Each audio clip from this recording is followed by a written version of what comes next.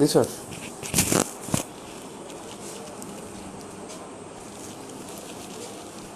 এই ফোনে মনে হয় এমবি নেই।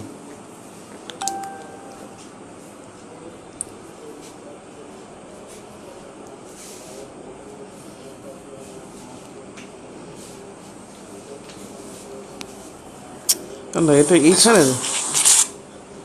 এটা এখানে যায় কেন? হ্যাঁ, এই যে ওয়াচ পার্টিতে চলে গেছে।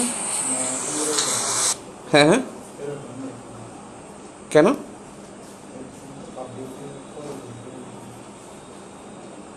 কেন হয়েছে?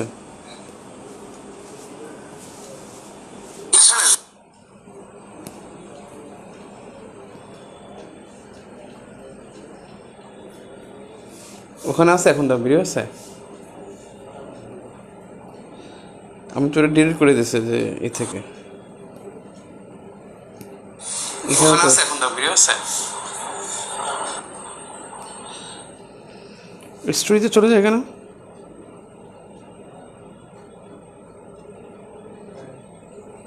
আপনারা পরীক্ষা দিতে পারেন নাই? কে কে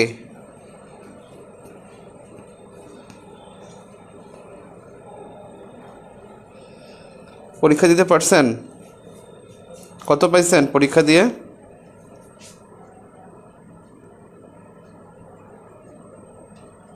ওয়ালাইকুম আসসালাম, ভালো আছি। পরীক্ষা দিছেন? কত পাইছেন? সাউন্ড বাড়বে মনে হয় না?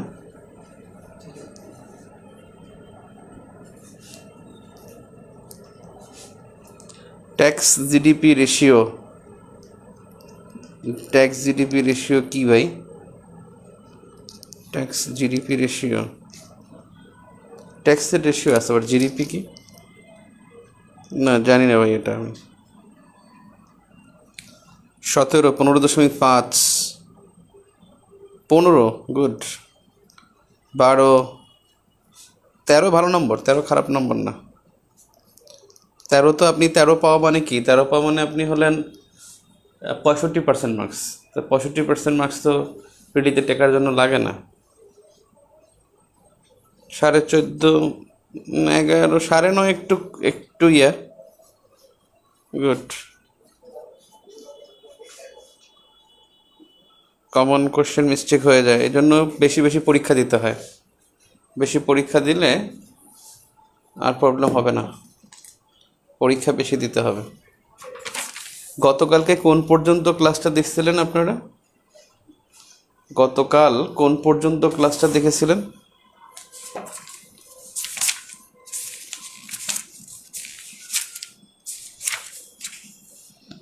কোন পর্যন্ত ক্লাসটা দেখেছিলেন?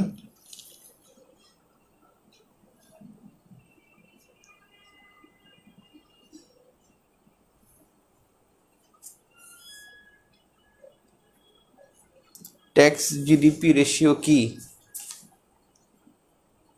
এবং কত এটা? ট্যাক্স জিডিপি রেশিও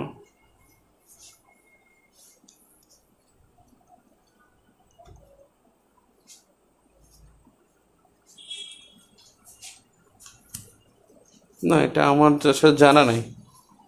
ভাই ভাই জিজ্ঞেস করছে, দেখি আমি একটু জেনে জানাবো না।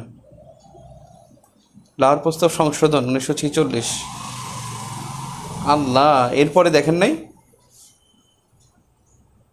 আল্লাহ রে, তা তো আমি অনেক পড়াই, এরপর অনেক গেছিলাম। আমি টের পাইছি হলো যখন মানে খাজা নাজিমুদ্দিন মুখ্যমন্ত্রী হয়েছে, তারপরে মনে হয় পেথিক লরেন্স কমিশন, এগুলাই অনেক দূর আমি গেছিলাম। এখন কালকে তো ভাবছিলাম আমি যে ফেসবুকের নেট সমস্যা, ভাবছিলাম যে মনে হয় বিটিআরসি নোটিশ করছে যে যাদের নিবন্ধন নাই মানে ফোন মনে হয় বাতিল করে দিছে। আমি তো বলি ভাই, বোন তো বাতিল করে ফেলাইছে, আরো কয়েকজনের খবর দিয়ে ফেলাইছে। পরে তো দেখি যে কারো এফবিতে কাজ করে না। যাই হোক, আসি আমরা। হ্যাঁ, রোয়েদাত। রোয়েদাত মানে হলো জমির ক্ষেত্রে ব্যবহৃত হয়। যখন কোনো ভূমি বিভক্ত করা হয় তখন রোয়েদাত বলে। রোয়েদাত হলো ম্যাপিং, ম্যাপিংয়ের বাংলাটাই হলো রোয়েদাত। রোয়েদাদ বেসিক্যালি ভূমি বিভক্তির ক্ষেত্রে ব্যবহৃত হয়। ওকে, ঠিক আছে, আমরা আসি এখন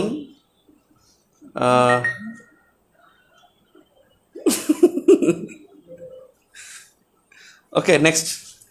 তাহলে দেখি আমরা যেটা বলেছিলাম 1940-তে 23 মার্চ হয়েছিল কি লাহোর প্রস্তাব, এটা তো সবার মনে আছে। সো লাহোর প্রস্তাবে এখানে মানে এখানে স্বাধিকারের কথা প্রথম বলা হয়েছিল, বাংলার স্বাধিকারের কথা। বাংলার স্বাধিকারের কথা প্রথম বলা হয়েছে লাহোর প্রস্তাবে। বাংলার স্বাধিকার, বাংলার মানে বাংলার বলতে বাংলাদেশের। কারণ তিনি বলছিলেন যে একাধিক মুসলিম রাষ্ট্র হবে সংখ্যাগরিষ্ঠতার ভিত্তিতে, অর্থাৎ মুসলিম স্টেটস। তিনি তার প্রস্তাবে বলছেন মুসলিম স্টেটস। আর ওখানে টু নেশনস থিওরিতে আলী জিন্নাহ যেটা 1939 সালে বলছেন, আলী জিন্নাহ টু নেশনস থিওরিতে বলছেন যে হিন্দু মুসলিম স্টেট, অর্থাৎ পৃথক মুসলিম রাষ্ট্র অথবা হিন্দু রাষ্ট্র হবে, এই মুসলিম স্টেটের কথা বলছে। তো যা হোক, এইটা পরে 1946-এ 9 এপ্রিল মুসলিম লীগ, এই মুসলিম লীগের চাপে ফজলুল হক এটাকে সংশোধন করতে বাধ্য হয় এবং পার্লামেন্টে তখন এটা হয় মুসলিম স্টেট, অর্থাৎ সংশোধন হয় এবং মুসলিম স্টেটসের এস শব্দটি কেটে যায় এবং এখানে, অর্থাৎ এখানে স্টেটস থাকে, এখানে স্টেট হয়, এস শব্দটা থাকে না। তার মানে লাহোর প্রস্তাব সংশোধন হয়েছে 1946-এ। এটা হ্যাঁ 1946-এ লাহোর প্রস্তাব সংশোধন কথা বলছে। হঠাৎ এফডিআই থেকে চলে গেল ট্যাক্স জিডিপি রেশিওতে। আমি এটা পারিনি বলতে, ফরেন ফার্স্ট চয়েস ছিল। এলএসি থেকে কবে উত্তরণ হবে বলছে 2026 বললো, এরপর বললো কত তারিখে, সেটা পারিনি ভাই। তারিখ বলছে কেন? আপনি বলতেন যে আপনি কি ইউএনসিডিপি রিপোর্ট বলেন নাই, নেক্সট ইউএনসিডিপি রিপোর্ট। আর ট্যাক্স জিডিপি রেশিও খুবই স্মার্ট কোয়েশ্চেন মনে হয়। Tax GDP ratio, tax GDP ratio আমি জানবো, এটা জেনে আমি জানাবো ইনশাল্লাহ। ঠিক আছে, রায়হান খালেদ, আপনার ফরেন ফার্স্ট চয়েস ছিল না? কার বোর্ডে ছিলেন? হ্যাঁ,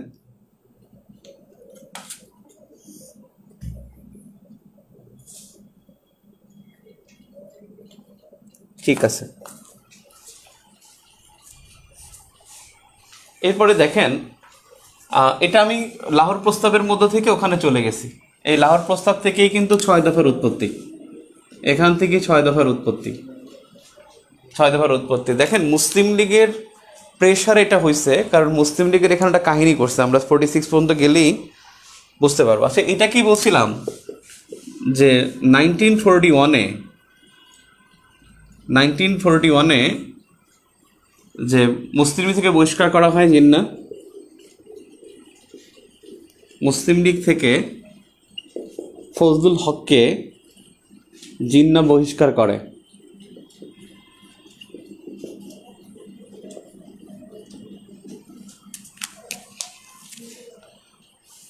পূর্ব বাংলা ভাষা কমিটি 49 সালে 9 মার্চ গঠন করা হয়। সভাপতি ছিলেন মাওলানা আকরাম খাঁ। পরবর্তীতে বাংলা একাডেমির প্রথম সভাপতি মাওলানা আকরাম খাঁ। দুজন কি একই ব্যক্তি? যদি একই ব্যক্তি হয়ে থাকে তাহলে ষড়যন্ত্রকারীকে কেন পরবর্তীতে বাংলা একাডেমির সভাপতি করা হয়েছিল? বাংলা একাডেমি এখন, তখন তো বাংলা একাডেমি যখন করছে তখন তো আর মানে প্রগতিশীলরা ক্ষমতায় ছিল না, যারা মানে যুক্তফ্রন্ট তার ক্ষমতায় ছিল না। বাংলা একাডেমির প্রস্তাবটা পাশ করে গেছে যুক্তফ্রন্ট সরকার, কিন্তু বাংলা একাডেমি গঠিত হয়েছে কিন্তু 1955 সালে। আর যুক্তফ্রন্ট সরকারের পতন হয়ে গেছে কিন্তু সেই মে মাসে, অর্থাৎ 56 দিন তারা ক্ষমতায় ছিল। 1954 সালে মাত্র 56 দিন ক্ষমতা ছিল যুক্তফ্রন্ট, তখন কিন্তু আর যুক্তফ্রন্টের কাছে ক্ষমতা ছিল না। সো ওখানে মাওলানা আকরাম খাঁকে নিয়োগ দিতেই পারে। আচ্ছা, ভালো বলেছে। উত্তর নূরজাহান বেগম স্যারের বোর্ডে, বাকি সবই পেরেছি আলহামদুলিল্লাহ। বেসিক ভিউ নিউ এডিশনই ছিল তথ্য আপডেটের ভরসা। ও, থ্যাংক ইউ। রায়হান খালেদ ইংলিশে জিজ্ঞেস করছেন নাকি মিক্স? নূরজাহান ইন্ডিসি না, উনি না? উনি কিন্তু ভালো, বুঝছেন, একটু ইমপ্রেস করতে পারলে উনি প্রচুর মার্কস দেয়। উনি আমাদের একজনকে করছে কি জানেন, মানে আমাকে পরিচিত একজনকে, লাইভে বলা ঠিক হবে, মানে একজন সদস্য, বিপিএসসির একজন সদস্য, তিনি তিনি একজন গেছিল তো, তাকে সার্টিফিকেট নিয়ে গেছে, তখন তাকে মানে বসতেই বলে নাই, এবং তার সার্টিফিকেট নিয়ে বসে ফেলে দিছে যে তুমি কি কোথা থেকে আসছো, তোমার ভাবে নেবো না, যাও। তো উনি আবার একটু দাড়ি দাড়ি ছিল, এবং ইন করা ছিল, মানে ওকে ছুঁড়ে ফেলে দিছে। সো উনি ওখান থেকে গুড, ইভেন সিডিপি যদি বলে থাকেন তাহলে উনি ভালোভাবে নিছেন, তাহলে ভালো হয়েছে।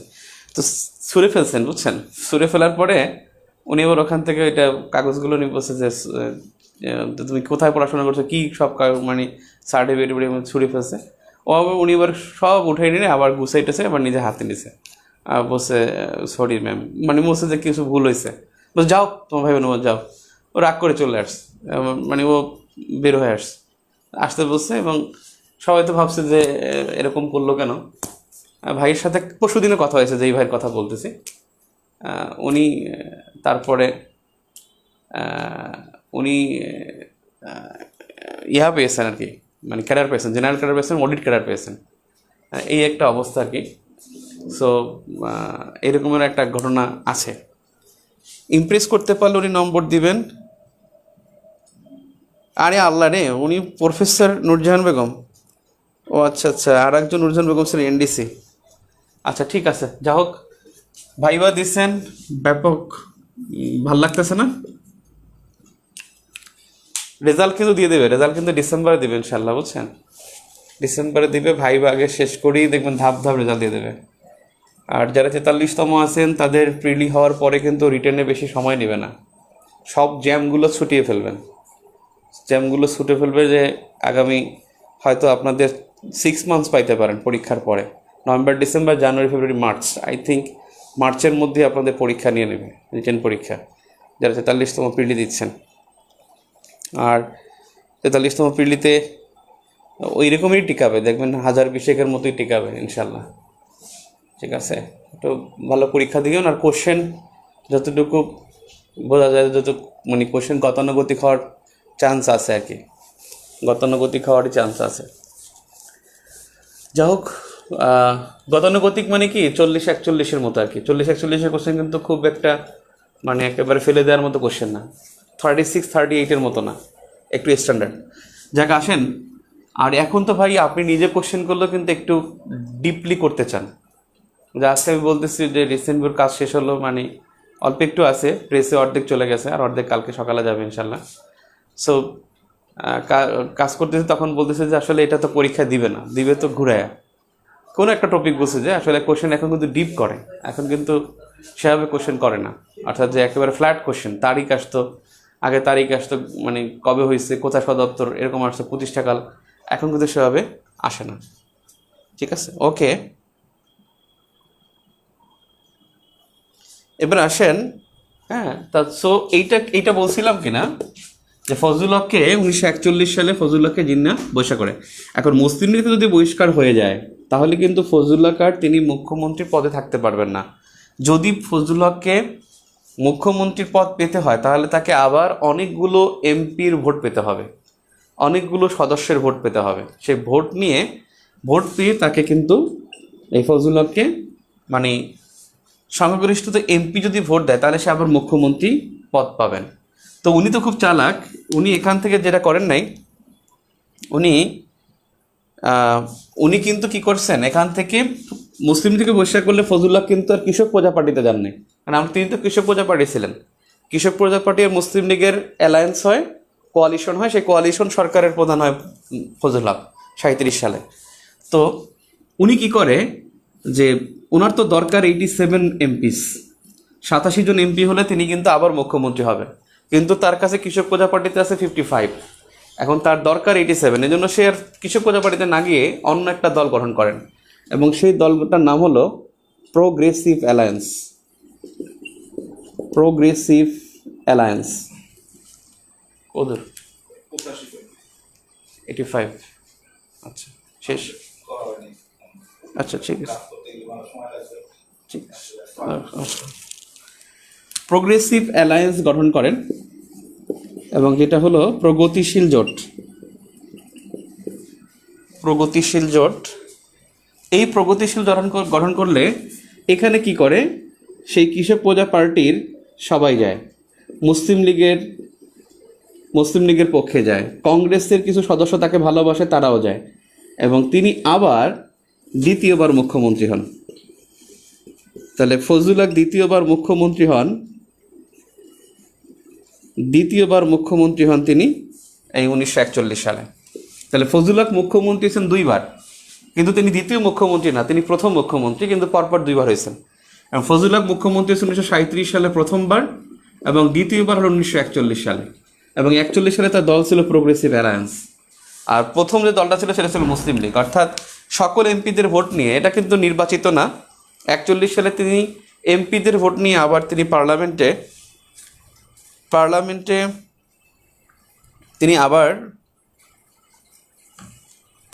আবার তিনি প্রতিনিধিত্ব করেন। এখন দেখেন, মুখ্যমন্ত্রী ফজলুল হক হয়ে গেল, কিন্তু লোকটার একটা দুর্ভোগ চলে আসলো। দুর্ভোগটা কি? 1942-তে জাপান বার্মাকে দখল করে,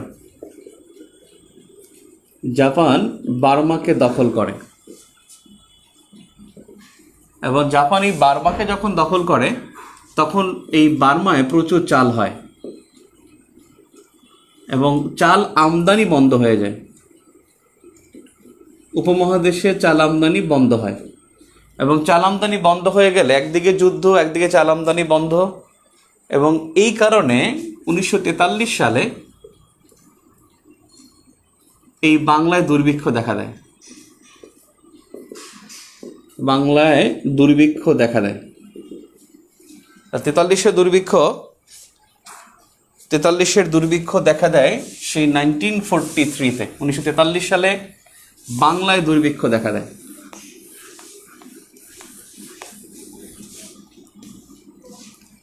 এর মধ্যে এই 43 সালে যখন বার্মাকে দখল করে, তখনই ব্রিটিশরা একটা মিশন পাঠায়, ক্রিপস মিশন। এই ক্রিপস হলো একজন মন্ত্রী, এই মন্ত্রীকে পাঠায়, ব্রিটিশ মন্ত্রী, তাকে পাঠায় উপমহাদেশে। এই ক্রিপস মিশন উপমহাদেশে আগমন করে।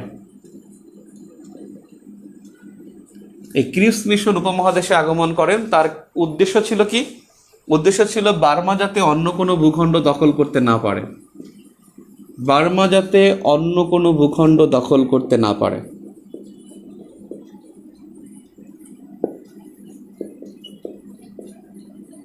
ক্লিয়ার?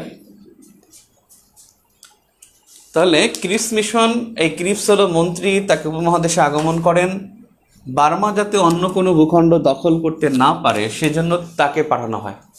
যাই হোক, এখন দেখলাম 43-এ দুর্ভিক্ষ হয়েছে। এই যে দুর্ভিক্ষ কেন? কারণ আমরা ভাত খাইতে পারি না। আমাদের তো যা খাই ভাত খাইতে হয়, সকাল বিকাল রুটি খাবেন, তারপর আমরা ডাক্তারকে জিজ্ঞেস করি, স্যার ভাত খাওয়ার আগে খাবো না ভাত খাওয়ার পরে খাবো?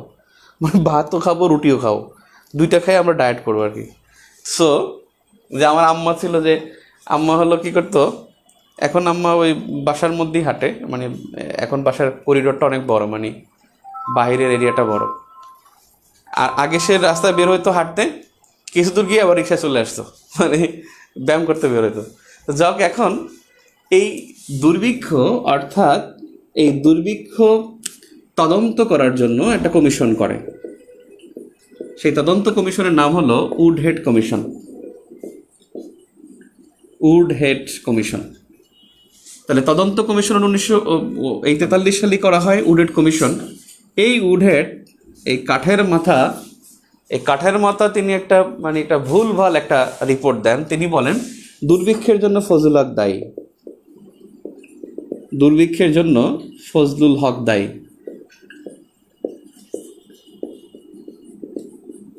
এটা কোনো কথা হলো? এবং এই দুর্ভিক্ষের কারণেই 1943 সালে ফজলুল হকের পতন হয়, এবং খাজা নাজিম উদ্দিন, ফজলুল হকের যে চিরশত্রু, কিন্তু ভাগ্যিস দুজনের কবর কিন্তু একই জায়গায়। চিরশত্রু খাজা নাজিম এবং ফজলুল হক, কিন্তু তাদের দুইজনের কবরই একই জায়গায়। কিরে ডিম বড়কে ডান্সকে, হ্যাঁ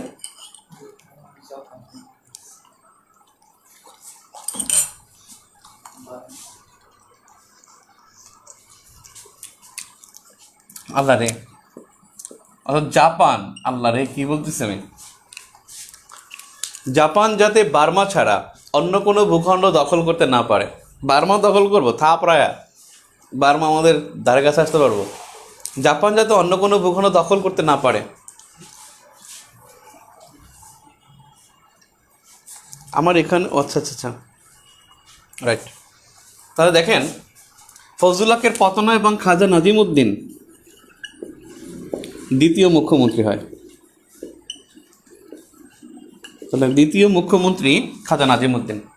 এই মুখ্যমন্ত্রী কিন্তু চিফ মিনিস্টার, এইটা কিন্তু একবার পরীক্ষা আসছিল অবিভক্ত বাংলার প্রথম প্রধানমন্ত্রীকে, তখন কিন্তু প্রধানমন্ত্রীর পদ ছিল না। চিফ মিনিস্টারকে, মুখ্যমন্ত্রীকে প্রধানমন্ত্রী বললে কোনো সমস্যা নেই, কারণ ওই সময় তো আপনার ছিলই না, প্রধানমন্ত্রী তো ছিল না তখন।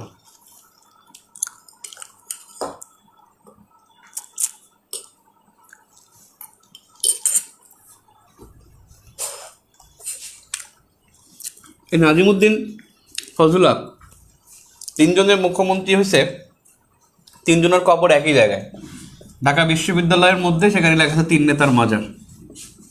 3 নেতার মাজার দেখছেন ঢাকা ইউনিভার্সিটির এরিয়ার সোহরাওয়ার্দী উদ্যানের কর্নারে, এবং তার পাশেই ঢাকা গেট। ঢাকা গেটের পাশে কার্জন হল এবং দোয়েল চত্বরের পাশে মাসুদ উদ্দিন তিনজনের স্থপতি। 3 নেতার মাজারের স্থপতি হলো মাসুদ উদ্দিন। এবং 3 নেতার মাজারে 3জন মুখ্যমন্ত্রী ছিল। অবিভক্ত বাংলার মুখ্যমন্ত্রী 3জন, আরেকজন আমরা একটু পরেই দেখব। এবং 3জনের কবর একই জায়গায়।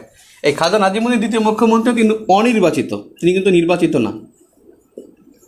তাহলে অনির্বাচিত মুখ্যমন্ত্রী ফজলুল হক হয়েছে একবার, 2বারের মধ্যে, আর খাজা নাজিমউদ্দিন হয়েছে একবার। এখন কি হলো, এই 43-এর দুর্ভিক্ষ তদন্ত করতে ওডেড কমিশন হয়, আর 42 সালে যে মিশন আছে তার নাম ক্রিপস মিশন, জাপান যাতে বার্মা ছাড়া অন্য কোনো ভূখণ্ড দখল করতে না পারে সেজন্য। 1946-এ আসি আমরা। এই 1946-এ অবিভক্ত বাংলার দ্বিতীয় প্রাদেশিক নির্বাচন হয়। দ্বিতীয় প্রাদেশিক নির্বাচন। দ্বিতীয় প্রাদেশিক নির্বাচনে এখানে সোহরাওয়ার্দী জয়ী হয়। সোহরাওয়ার্দী ইউনাইটেড মুসলিম পার্টি, তার দলের নাম ছিল ইউনাইটেড মুসলিম পার্টি। ইউনাইটেড মুসলিম পার্টি, তিনি কিন্তু মুসলিম লীগে সরাসরি ছিলেন না, পরে মুসলিম লীগের সাথে আবার কোয়ালিশন হয়, তিনি সরকারে যায়। এবং এই সোহরাওয়ার্দী তিনি 3য় মুখ্যমন্ত্রী হন, 3য় বা শেষ মুখ্যমন্ত্রী।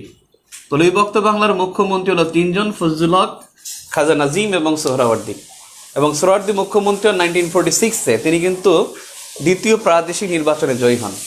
এবং এই নির্বাচনে কিন্তু ফজলুল হককে একেবারে ডিফ করা হয়, অর্থাৎ তাকে কিন্তু এখানে নমিনেশন বা মনোনয়ন তাকে দেওয়া হয়নি।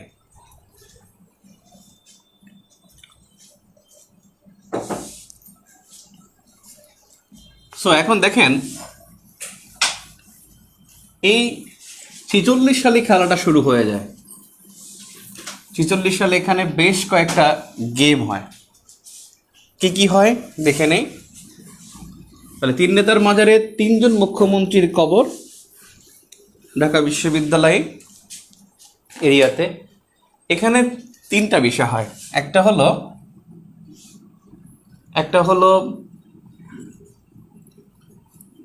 হলো বসু সোহরাওয়ার্দী প্রস্তাব।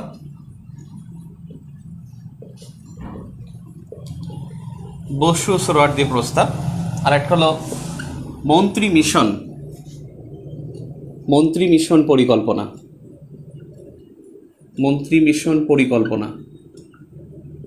মন্ত্রীর সাথে যখন কোনো শব্দ থাকবে তখন সেটা হবে রসিকার, আর মন্ত্রী যদি শেষে হয় তাহলে হবে দৃকার। যদি মিশন মন্ত্রী বলতাম তাহলে মন্ত্রী দৃকার হইতো। এখানে মন্ত্রী মিশন, মন্ত্রী হবে রসিকার। অর্থাৎ ক্যাবিনেট মিশন। আলাদা লিখলে আবার তখন স্পেস দিলে আবার দীর্ঘার হবে। ক্যাবিনেট মিশন পরিকল্পনা। আরেকটা হলো মাউন্ট ব্যাটেন পরিকল্পনা।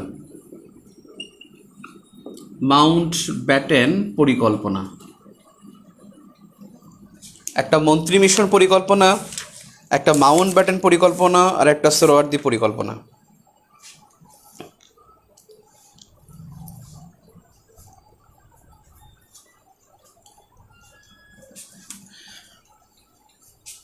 দেখেন এইখানে যে বিষয়টা হয়, আমি একটুখানি এখানে বলে নেই, তারপরে আমি লিখি।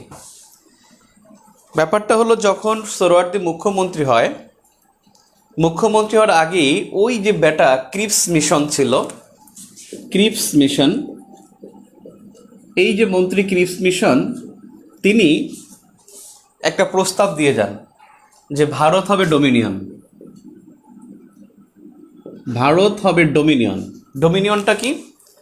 ডোমিনিয়নটা হলো, এটা কিন্তু ডোমিনিয়ন স্টেট, আপনাদের এখনও পরীক্ষা আসে, ভাইভায় আসে, প্রিলিতে আসে, রিটেনে এখনও আসে না, নতুন সিলেবাসে যে কোনো সময় আসতেও পারে। ডোমিনিয়ন স্টেটটা হলো যে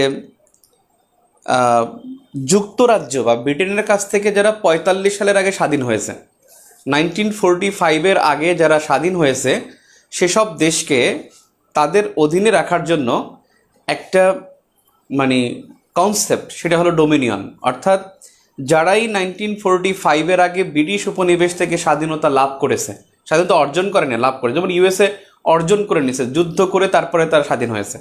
ইউএসএ সেই 1776 থেকে 1783, 8 বছর পর্যন্ত যুদ্ধ করে তারপরে ইউএসএ কিন্তু স্বাধীনতা লাভ করেছে। কিন্তু যুক্তরাজ্য যাদেরকে স্বাধীনতা দিয়েছে, তাদের নিরাপত্তার জন্য ওয়ার্ল্ড কমিউনিটিতে কোনো বস ছিল না। এবং যখন 1945-এ ইউনাইটেড নেশনস হয়, তখন একটা বস থাকে। আর 1942-তে তো আর জানতো না যে 1945-এ একটা বস আসবে। তখনই ক্রিপস মিশন বসে যে ভারত হবে ডোমিনিয়ন। এই প্রস্তাবটা যখন 1942-তে প্রকাশ করে, তখনই কিন্তু ভারত ছাড়ো আন্দোলন করে। এবং 1942-তে যে ডোমিনিয়ন স্টেট মনে রাখবেন, 1945-এর আগে যারা ইউকে থেকে স্বাধীনতা লাভ করেছে, 1945 সাল থেকে সালের আগে যারা ইউকে থেকে স্বাধীনতা লাভ করেছে, তারা হলো ডোমিনিয়ন স্টেট। এবং এই ডোমিনিয়ন স্টেট এই প্রস্তাবটা দিয়েছিল ক্রিপস মিশন 1942-তে। এবং এই ডোমিনিয়ন স্টেট এখন ইউকের এখনও আছে 16টি ডোমিনিয়ন স্টেট বা ডোমিনিয়ন প্রভিন্স আছে এখনও 16টি।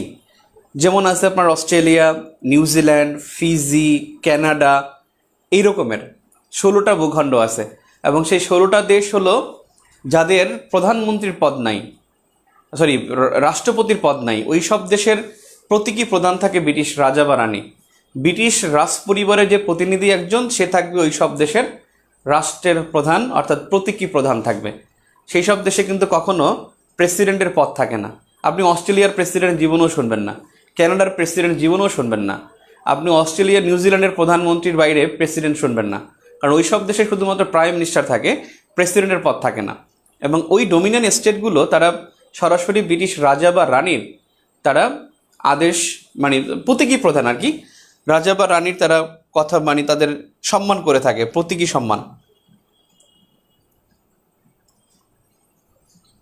এরপরে আছে স্যার ইউএসের বিল অফ রাইটস, পেরিচাঁদ মিত্র বলছেন, আমি বলে দিচ্ছি 2টা বিল অফ রাইটস। ইউকের বিল অফ রাইটস 1689, 1689 সালে হয়েছে যুক্তরাজ্যের বিল অফ রাইটস, যেটা ছিল মানবাধিকার। আর ঠিক 100 বছর পরে 1789 সালে মার্কিন বিল অফ রাইটস। এই মার্কিন বিল অফ রাইটস হলো যে মার্কিন সংবিধানের যে প্রথম 10টি সংশোধনী, যেটা ব্রিটিশ আমলে হয়েছে, সেই 10টি সংশোধনীর একত্রে বিল অফ রাইটস বলা হয়। কারণ তারা ব্রিটিশ থেকে বের হয়ে গেছে, তখন তারা এই 89 সালে গিয়ে তারা বিল অফ রাইটস করে। অর্থাৎ ইউএস বিল অফ রাইটস হলো তাদের সংবিধান সংক্রান্ত, আর ব্রিটেনের বিল অফ রাইটস যেটা 1689 সালে হয়েছে, সেটা হলো তাদের মানবাধিকার সংক্রান্ত। ব্রিটেনের বিল অফ রাইটস ছিল 1689 আর মার্কিন বিল অফ রাইটস ছিল 1789, 100 বছর পরে। এরপরে দেখেন কি হলো, এইটার বিরুদ্ধেই 1942-তে মহাত্মা গান্ধী, এই মহাত্মা মোহনদাস গান্ধী, এই মহাত্মা গান্ধী তিনি ভারত ছাড়ো আন্দোলন করেন। ভারত ছাড়ো আন্দোলন, এবং এই আন্দোলনটা হয়েছিল, ভারত ছাড়ো আন্দোলন, এটা হয়েছিল আগস্ট মাসে। এই জন্য এই আন্দোলনকে বলা হয় আগস্ট বিদ্রোহ। তাহলে আগস্ট বিদ্রোহ হয় কোথায়? আগস্ট বিদ্রোহ হলো যে ভারত ছাড়ো, কুইট ইন্ডিয়া, অর্থাৎ ব্রিটিশদের বসে তোমরা ইন্ডিয়া থেকে কুইট করো, এবং তার এই প্রস্তাবটাকে ভালোভাবে নেয়নি ব্রিটিশরা, মানে ইন্ডিয়ানরা, এবং সেটাকে নাম দিয়েছে ভারত ছাড়ো আন্দোলন। এই ভারত ছাড়ো আন্দোলনে মহাত্মা গান্ধী তিনি নেতৃত্ব দেন, আর এইটার অপর নাম আগস্ট বিদ্রোহ। তাহলে ভারত ছাড়ো আন্দোলন, অপর নাম আগস্ট বিদ্রোহ। ভারত ছাড়ো আন্দোলনের নেতা ছিল মহাত্মা গান্ধী। এই ভারত ছাড়ো আন্দোলন 1942 সালে। এখন শোনেন কি করলো সোহরাওয়ার্দী। তিনি মুখ্যমন্ত্রী হওয়ার পরেই তিনি কিন্তু একটা চিন্তা ভাবনা করে, সেটা হলো ইউনাইটেড বেঙ্গল। কারণ সবার মধ্যে একটা ধারণা ছিল যে দ্বিজাতি তত্ত্ব এবং লাহোর প্রস্তাব, এই দুইটা খুবই ইনফ্লুয়েন্সিয়াল দুইটা প্রস্তাব ছিল। এর মধ্যে 1946-এর 9 এপ্রিলে যখন এটা সংশোধন হয়ে যায়, লাহোর প্রস্তাবটা যেটা সংশোধন হয়ে স্টেট হয়ে যায়, মুসলিম স্টেট, তখন বলা গেছে যে আসলে বাংলা ভাগ হয়ে যাচ্ছে, একটা হবে ইন্ডিয়া, একটা পাকিস্তান হবে, তার মানে বাংলা ভাগ হয়ে যাবে। এবং এই মুসলিম লীগের নেতা সোহরাওয়ার্দী আর শরৎ বসু তিনি হলেন কংগ্রেসের নেতা।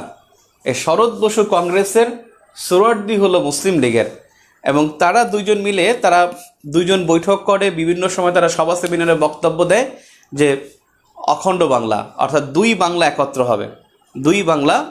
এবং তারা 1947 সালের 10 মে একটা চুক্তি করেছিল, যে চুক্তির নাম ছিল বসু সোহরাওয়ার্দী চুক্তি, এবং সেটার নাম ছিল Bengal pact, second Bengal pact, অর্থাৎ বাংলার ঐক্য চুক্তি। এবং সে বেঙ্গল প্যাক্ট অথবা হলো বসু সোহরাওয়ার্দী চুক্তি অথবা হলো কংগ্রেস মুসলিম লীগের চুক্তি, সেই চুক্তির মধ্যে তারা বলছিল যে একটা কনস্টিটিউশন আমরা করব, যে কনস্টিটিউশনের কথা নিয়ে আসছিল হলো মন্ত্রী মিশন পরিকল্পনা। আমি এটা একটু ঠিক করি, মন্ত্রী মিশন পরিকল্পনা হয় 1946-এ। মন্ত্রী মিশন পরিকল্পনার সদস্য থাকে 3 জন। এই মন্ত্রী মিশন পরিকল্পনার প্রধান থাকে 1 নম্বরে ওই যে স্টাফোর্ড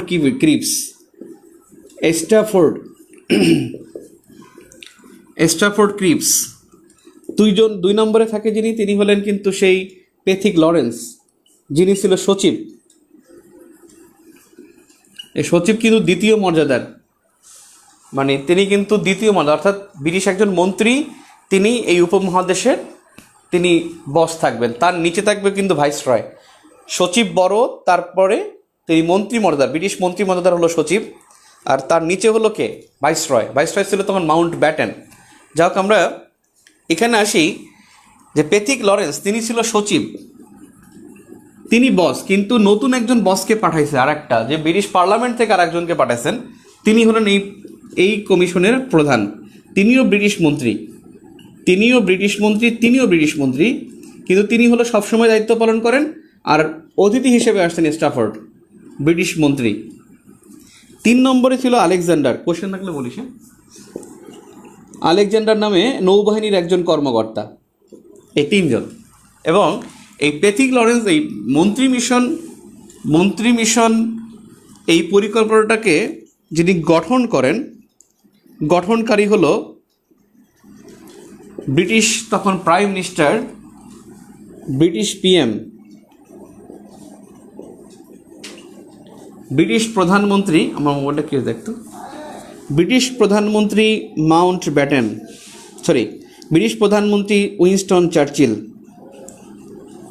উইনস্টন চার্চিল গঠন করেন। এখানে এরা এসে প্রস্তাব করে যে আমরা আসছি একটা সংবিধান তৈরি করার জন্য, এবং তারা হিন্দু মুসলিমদের মধ্যে সংবিধান তৈরি করে দিবে ঐক্যর জন্য। কারণ 42 সালে ভারত ছাড়ো আন্দোলন শুরু হয়ে গেছে, তারা এখানে এসে বলছে যে আমরা একটা সংবিধান তৈরি করব তোমাদের জন্য, এবং হিন্দু মুসলিম প্রতিনিধিদের এসে তারা বৈঠক করে, আলাপ আলোচনা করে সংবিধান তৈরি করবে। ঠিক এই সময় তারাও সংবিধান নিয়ে কথা বলে। এই বসু সোহরাওয়ার্দী কথা বলে 46 সাল থেকে, কিন্তু চুক্তি করছে 47 সালে গিয়ে। তো বসু সোহরাওয়ার্দীর প্রস্তাব 1946 সালে প্রথম দেয়া হয় অখণ্ড বাংলার ব্যাপারে, অখণ্ড বাংলার ব্যাপারে, ইউনাইটেড বেঙ্গল। এই অখণ্ড বাংলা মুসলিম লীগের প্রতিনিধি তিনি হলেন সোহরাওয়ার্দী। কি কোয়েশ্চেন আছে না? কোয়েশ্চেন আছে না?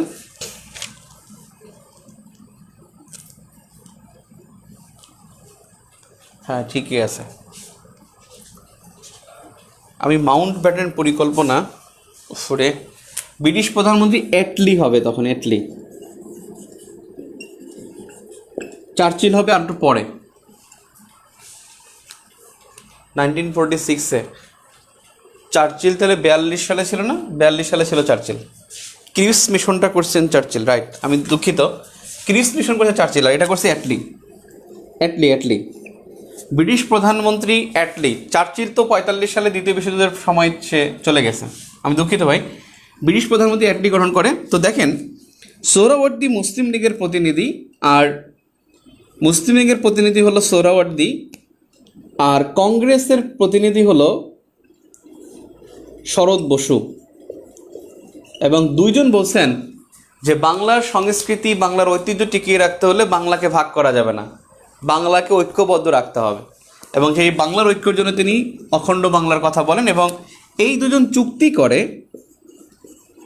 চুক্তি হয় 1947-এর 10 মে, অর্থাৎ মে মাসের 47 সালের মে মাসে গিয়ে চুক্তি করে। চুক্তির বিষয়বস্তু হলো যে, 1 নম্বর হলো চুক্তির যে বিষয়বস্তু, 1 নম্বর বিষয়বস্তু হলো যে বাংলা হবে স্বাধীন রাষ্ট্র। বাংলা হবে স্বাধীন রাষ্ট্র। 2, দেখা যায়, 1 বাংলা হবে স্বাধীন রাষ্ট্র। 2 হলো 16 জন মুসলিম প্লাস 14 জন হিন্দু, এদেরকে নিয়ে 30 জনের সংবিধান কমিটি হবে। 30 জনের সংবিধান কমিটি হবে। 30 জনের সংবিধান কমিটি হবে। অর্থাৎ এই চুক্তির বিষয়বস্তু হলো বাংলা হবে স্বাধীন রাষ্ট্র। 2, 16 জন মুসলিম এবং 14 জন হিন্দুকে নিয়ে এই সংবিধান কমিটি গঠিত হবে। এই প্রস্তাবে প্রথমে মহাত্মা গান্ধী স্বাগত জানিয়েছিল। স্বাগত জানানোর পরে কিন্তু জওহরলাল নেহেরু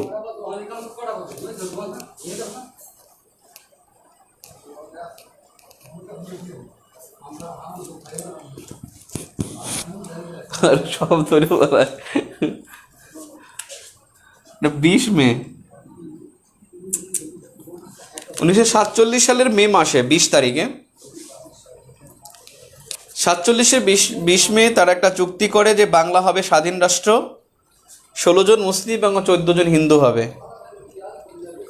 30 জন সংবিধান কমিটি থাকবে, যে কমিটি সুপারিশ করবে যে তারা সংবিধান তৈরি করে দিবে। এখন কথা হলো যে এটাকে মহাত্মা গান্ধী প্রথমে স্বাগত জানায়, কিন্তু জওহরলাল নেহেরু সহ কংগ্রেসের নেতৃবৃন্দ তারা এটাকে ভালোভাবে নেয় না। তারা বলে যে না, এটাকে কখনোই দেওয়া যাবে না। তার মধ্যে 2টি কারণ। একটা কারণ হলো আসাম। এই আসাম প্রচুর চা শিল্পের জন্য বিখ্যাত। এই চা শিল্পের জন্য বিখ্যাত, যদি বাংলা আলাদা হয় তাহলে আসাম বিচ্ছিন্ন হয়ে যাবে। আসাম বিচ্ছিন্ন হয়ে গেলে তখন আসামের প্রতি, মানে একটা স্বাধীন রাষ্ট্র হয়ে গেলে ইন্ডিয়ার সাথে আসামের যোগাযোগটাও টাফ হয়ে যাবে, কারণ পশ্চিমবাংলা তখন বাংলাদেশ থাকবে। পশ্চিমবাংলা থেকে একেবারে ওই বঙ্গোপসাগর ওই সাইড দিয়ে একেবারে বাংলাদেশে একবারে উত্তরবঙ্গ, মানে উত্তর পর্যন্ত। তাহলে সেটা বলছে যে চা শিল্পের জন্য একটা মানে সমস্যা হয়ে যাবে আসামে। এই জন্য কংগ্রেস এটাকে প্রথমে মানে স্বাগত জানিয়েলেও পরে কিন্তু এটাকে বিরোধিতা করে। নাম্বার 2, জিন্না বলে যে আমি বাংলাকে চাই না, বাংলাকে আমি নিব না যদি পাঞ্জাবকে আমাকে দেয়া হয়। জিন্না পাঞ্জাব চায়। যে পাঞ্জাবকে দিয়ে দাও, তোমরা বাংলা নিয়ে যাও, যে পাঞ্জাবের সম্পূর্ণ আমাদেরকে দাও আর বাংলাকে তোমরা নিয়ে যাও। তখন আবার এই বাংলার ব্যাপারে আবার হিন্দুরা অর্থাৎ কংগ্রেস কিন্তু এটা আবার সম্মতি দেয়নি। শেষ পর্যন্ত এই দুজনকে কালপ্রিট বানায় এবং দুই পক্ষ মুসলিম লীগও এর বিরোধিতা করে, কারণ মুসলিম লীগের বস কিন্তু জিন্না, সে জিন্না পর্যন্ত সোহরাওয়ার্দীকে তিরস্কার করে এবং শেষ পর্যন্ত শরৎ বসু তাকে জওহরলাল নেহেরু এবং মহাত্মা গান্ধী সহ সবাই শরৎ বসুকে কালপ্রিট করে। অর্থাৎ শেষ পর্যন্ত এই দুইজন কিন্তু কালপ্রিট হয়ে যায়। আসেন, মন্ত্রী মিশন পরিকল্পনায় তারা এই প্রস্তাব দেয় যে তারা আলোচনা করে, কিন্তু শেষ পর্যন্ত এই মন্ত্রী মিশন পরিকল্পনা ব্যর্থ হয়। এই ব্যর্থ হলেই মাউন্ট ব্যাটেন পরিকল্পনা দেয় 1947-এর 3 জুন। এই 3 জুন মাউন্ট ব্যাটেন পরিকল্পনা দেয়। সেই পরিকল্পনা হলো যে এত সমস্যার মধ্যে আমরা শাসন করব না, অর্থাৎ এই উপমহাদেশের শাসনভার উপমহাদেশের হাতে দেওয়া হবে। উপমহাদেশের শাসনভার উপমহাদেশের হাতে থাকবে, উপমহাদেশের শাসনভার উপমহাদেশের কাছে থাকবে। এই কথা বলেন হলেন মাউন্ট ব্যাটেন এবং তার এই প্রস্তাবের আলোকেই 1947 সালের 18 জুলাই এই প্রস্তাব ব্রিটিশ পার্লামেন্টে পাশ হয়। ব্রিটিশ পার্লামেন্টে পাশ হয়। ব্রিটিশ পার্লামেন্টে 1947 সালের 18 জুলাই পাশ হয় এবং সেই আইনটাই হলো ভারত স্বাধীনতা আইন এবং সেই আইনটাই হলো ভারত স্বাধীনতা আইন, ইন্ডিয়ান ইন্ডিপেন্ডেন্স অ্যাক্ট। তাহলে ভারত স্বাধীনতা আইন 1947 আর ভারত শাসন আইন এটা ছিল 1935। লন্ডনে পাশ হয় ভারত স্বাধীনতা আইন, পাশ হয়ে গেল। এরপরে 2-3টা তারিখ জানবেন। পাশ হয়ে গেল ভারত স্বাধীনতা আইন, এরপরে 9 আগস্ট 1947। এই আইনের আবার কয়েকটা বিষয় আছে, এই আইনের বিষয়বস্তু একটু লিখে নেই। স্বাধীনতা আইনের বিষয়বস্তু, যেখানে স্বাধীনতা আইন লিখছেন ওর নিচেই লেখেন 1 নম্বর। ভারত স্বাধীনতা আইনের বিষয়বস্তু 1 নম্বর। 1 নম্বরে হলো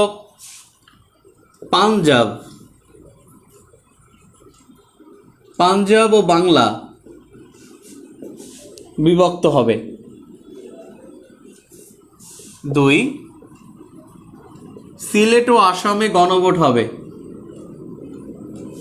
সিলেট ও আসামে গণভোট হবে। উল্লেখযোগ্য এই 2টি প্রস্তাব দেওয়া হয় এবং এই আইনের মধ্যে এই 2টির বাইরে মানে 2টি বিষয় রাখা হয়।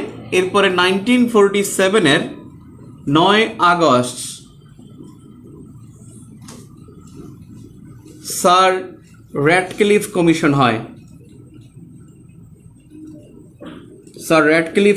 হয়। এবং এই commission sir Radcliffe commission 9 August sir Radcliffe commission এই ভূমি বিভক্ত অর্থাৎ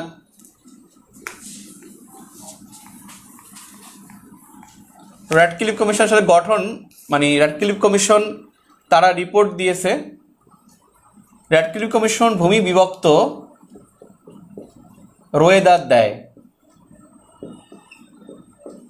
রোয়েদাদ প্রদান করে। এই রোয়েদাদের ভিত্তিতেই 14ই আগস্ট পাকিস্তান হয় এবং 15ই আগস্ট ইন্ডিয়া হয়। 14ই আগস্ট পাকিস্তান, 15ই আগস্ট ইন্ডিয়া। এবং পাকিস্তানের গভর্নর হয় জিন্না, কারণ সে সভা শেষ হয়েছে। জিন্না হয় গভর্নর আর ভারতের গভর্নর হয় মাউন্ট ব্যাটেন। তাহলে পাকিস্তানের গভর্নর হয় জিন্নাহ এবং ভারতের গভর্নর হয়, স্বাধীন ভারতের গভর্নর হয় লর্ড মাউন্ট ব্যাটেন, এবং তিনিও একটা সংবিধান করে চলে যাবেন। জিন্নাহরও প্রতিশ্রুতি ছিল তিনি একটা সংবিধান করে চলে যাবেন, কিন্তু আলী জিন্নাহ 1948 সালে মারা যান। আলী জিন্নাহ মারা যান 1948 সালে, এবং মহাত্মা গান্ধীও মারা যান 1948 সালে। এবং আপনারা দেখবেন জিন্নাহ এবং মহাত্মা গান্ধী তারা কিন্তু 48 সালে নোবেল শান্তি পুরস্কারের জন্য তারা মনোনীত থাকতো, এবং দুইজন মারা যাওয়ার কারণে এই 1948 সালে নোবেল শান্তি পুরস্কার দেওয়া হয়নি। 1948 সালে নোবেল শান্তি পুরস্কার পাওয়ার কথা ছিল তাদের দুজনের, এবং এই নোবেল শান্তি পুরস্কার তাদেরকে আর দেওয়া হয়নি। অর্থাৎ নোবেল শান্তি পুরস্কার 1948 সালে ঘোষণা করা হয়নি। বলা হয়েছে যোগ্য ব্যক্তিবর্গ নাই, অর্থাৎ বিশ্বে শান্তি প্রতিষ্ঠার জন্য যে দুজন কাজ করে গেছেন তারা মারা যাওয়ার কারণে এবছর শান্তিতে নোবেল পাওয়ার মতো যোগ্য কেহ নাই। কারণ মরণোত্তর নোবেলের নিয়ম ছিল না। মরণোত্তর নোবেল তো আসলেই নাই। মরণোত্তর নোবেল পাইছেন শুধুমাত্র ড্যাগ হ্যামারশোল্ড, আর একজন নোবেল পাইছিলেন মরণোত্তর, তিনি খুব সম্ভবত 2013 সালে, একজন সায়েন্টিস্ট ছিল। তাকে আসলে উনি সায়েন্টিস্ট আর ইকোনমিক্স না সায়েন্টিস্টই হবেন। উনি খুব সম্ভবত নরওয়েজিয়ান। উনি কি করছেন ওখানে, মানে আগের দিন রাতে তাকে মানে জানানো হয়েছিল যে আপনি নোবেল পুরস্কারের জন্য মনোনীত হয়েছেন, কিন্তু ঠিক ওই সময় তিনি মারা গেছেন। এই জন্য পরের দিন আর ওটা চেঞ্জ করতে পারেন না। অর্থাৎ যেদিনকে তাকে নোবেল পুরস্কারটা জানানো হবে ওই দিনকে তিনি মারা যান। এরপর আর ওটাকে চেঞ্জ করা হয়নি, তার ফ্যামিলিকে জানানো হয়, এবং তিনি নোবেল পুরস্কারের আগের দিন ঘোষণা করার আগের দিন তিনি মারা যান। এই জন্য ওটাকে চেঞ্জ করা হয়নি। এরকমই দুইটা ঘটনা ঘটছে যে মরণোত্তর নোবেলের ক্ষেত্রে। তো যা হোক, এখানে আপনারা বুঝতে পারছেন যে শেষ পর্যন্ত কি হয়। শেষ পর্যন্ত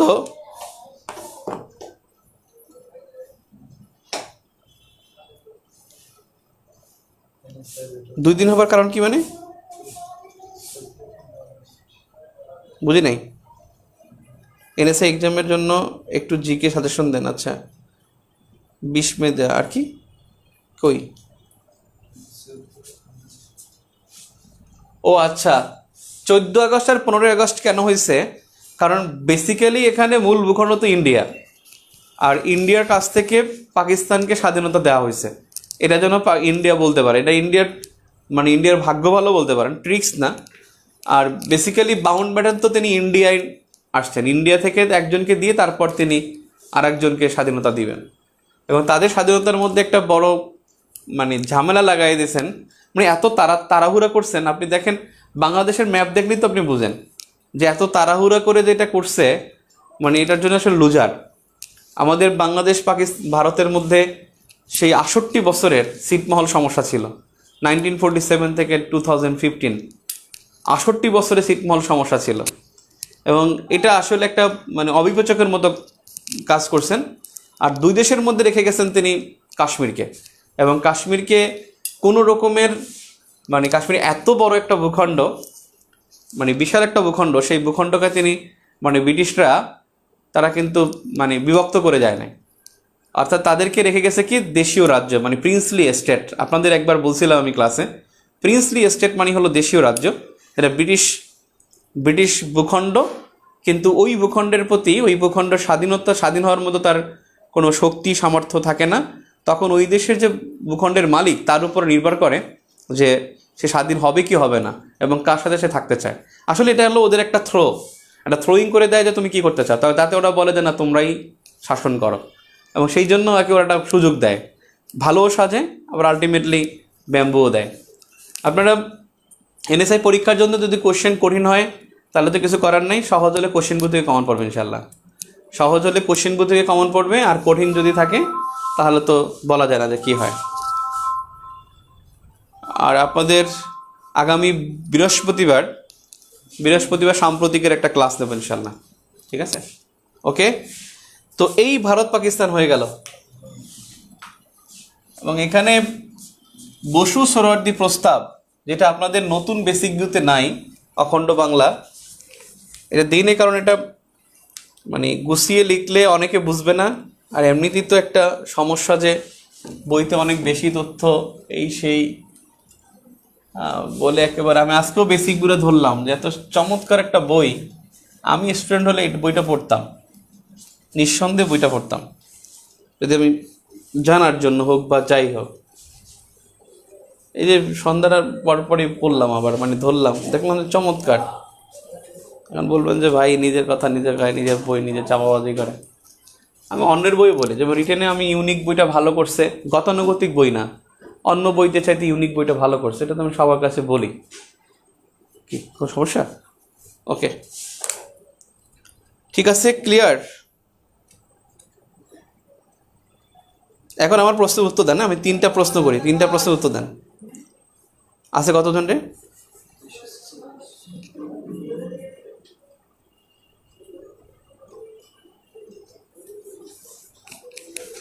পুরাতন বইতে, নতুন বইতে কি বসুসরদি প্রস্তাব আছে নাকি? থাকার তো কথা না। ও আছে আছে আছে, ছোট্ট করে আছে, মানে কচি করে। আগের বইতে একটু বড় করে আছে, এটা কচি করে আছে।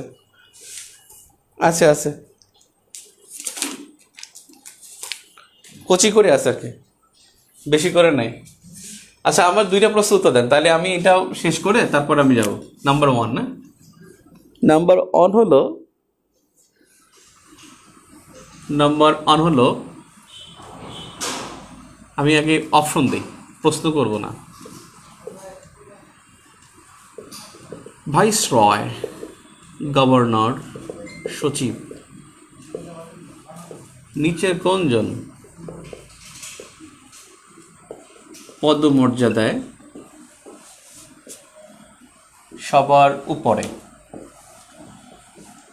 নিচের কোনজন পদমর্যাদায় সবার উপরে? 1 নম্বর প্রশ্ন লিখে উত্তর করেন।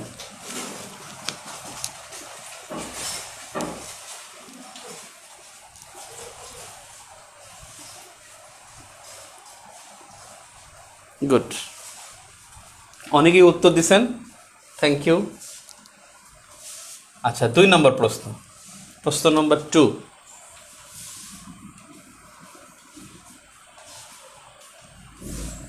প্রশ্ন নম্বর 2, একজন বড় কমেন্ট করছে কোশ্চেন। ও আচ্ছা,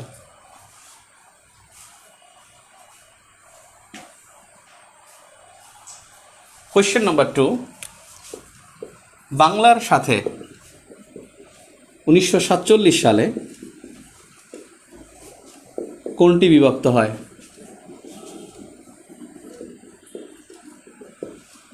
বাংলার সাথে 1947 সালে কোনটি বিভক্ত হয়? ক খ গ ঘ। আসাম, আসাম, ত্রিপুরা, পাঞ্জাব,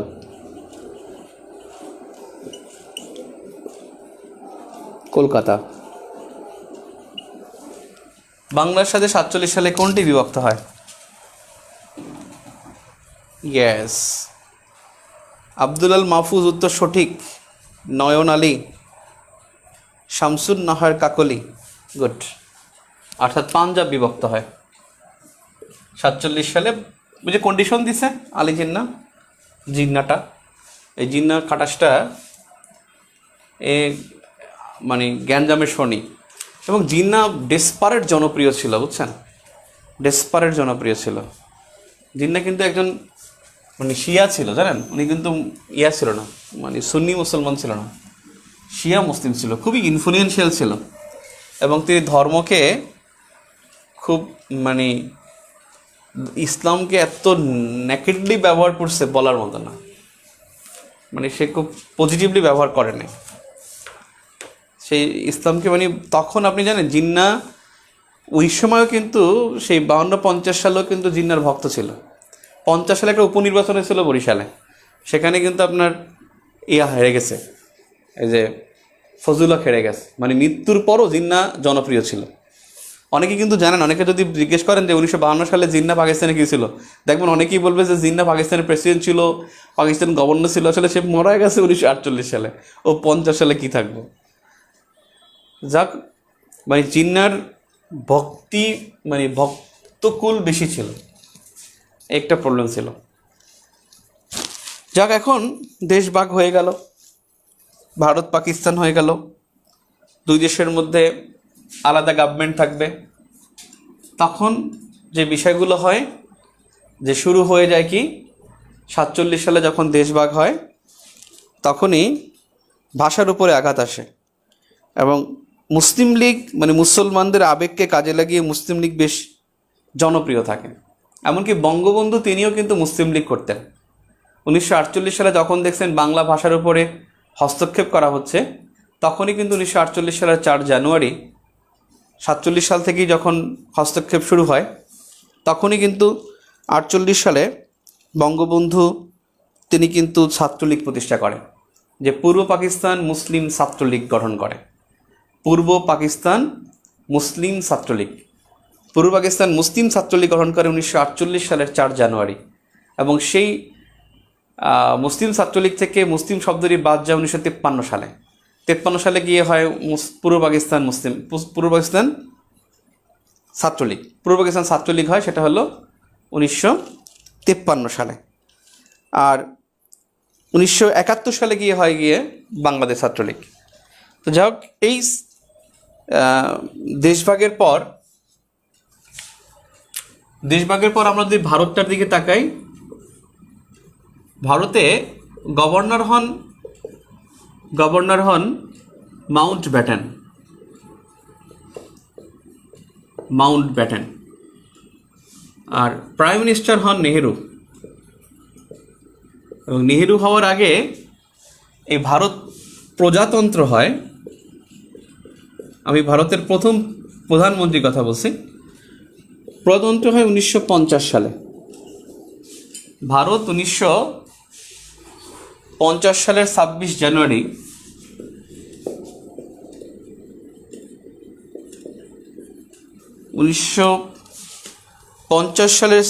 জানুয়ারি ভারত প্রজাতন্ত্র হয়। শিবির কবে প্রতিষ্ঠিত? শিবির তো প্রতিষ্ঠা হলো যে জামাত ইসলামের আগে, মনে হয় 1945-এ জামাত হয়েছে, তার আগে হয়েছে যে শিবির, মনে হয়। শিবিরের নাম তো শিবির ছিল না, শিবির নাম ছিল ছাত্র সংঘ। মানে শিবির কিন্তু সবসময় নিয়ে থাকে, জানেন, ছাত্র সংঘ, ছাত্র সংস্থা, ছাত্রী সংঘ, এরকমের আর কি। ওরা নিয়ে থাকে, ওদের সব কিছু কিন্তু দিয়ে।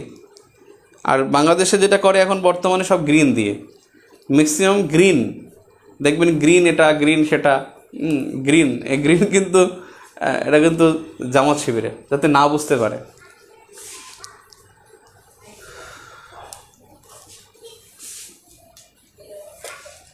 শিবিরের সবচেয়ে বড় সমস্যা হলো যে একজন অ্যাক্টিভিস্ট মানে ওপেনলি বলতে পারে না যে I am the activist of Shibir, এই কথাটা বলতে পারে না। এটাই শিবিরকে পিছিয়ে দেয়, এটাই তার ল্যাকিংস। এখনও শিবির বলতে একটা মানে কেমন যেন, এটা বাংলাদেশে কিন্তু এখনও এই বিষয়টা আছে, শিবির বিষয়টা জানি কেমন, মানে একটু অবিশ্বাস থাকে, ট্রাস্ট কম আর কি। কারণ মানে তারা ম্যানিপুলেশন করে, তারা প্রোপাগান্ডা ছড়ায়, এটা বুঝতে পারে যে তাদের সব কিছু একটা মোটিভ থাকে। শিবির যদি আপনাকে সালাম দেয়, বুঝতে হবে যে আপনাকে আসলে কিছু একটা মোটিভ সে দিচ্ছে, মানে সে আপনাকে অন্য কোনো মোটিভ আছে। আপনার দেখবেন শার্টের বুদাম খুলে বুদামটা লাগাই দেয়, তার পিছনে একটা তার কারণ থাকতে পারে। যাক, আমরা আসি 1950 সালের 26 জানুয়ারি। কোনো কোশ্চেন আছে? এই থেমে গেছে তো মনে হয়, হ্যাঁ?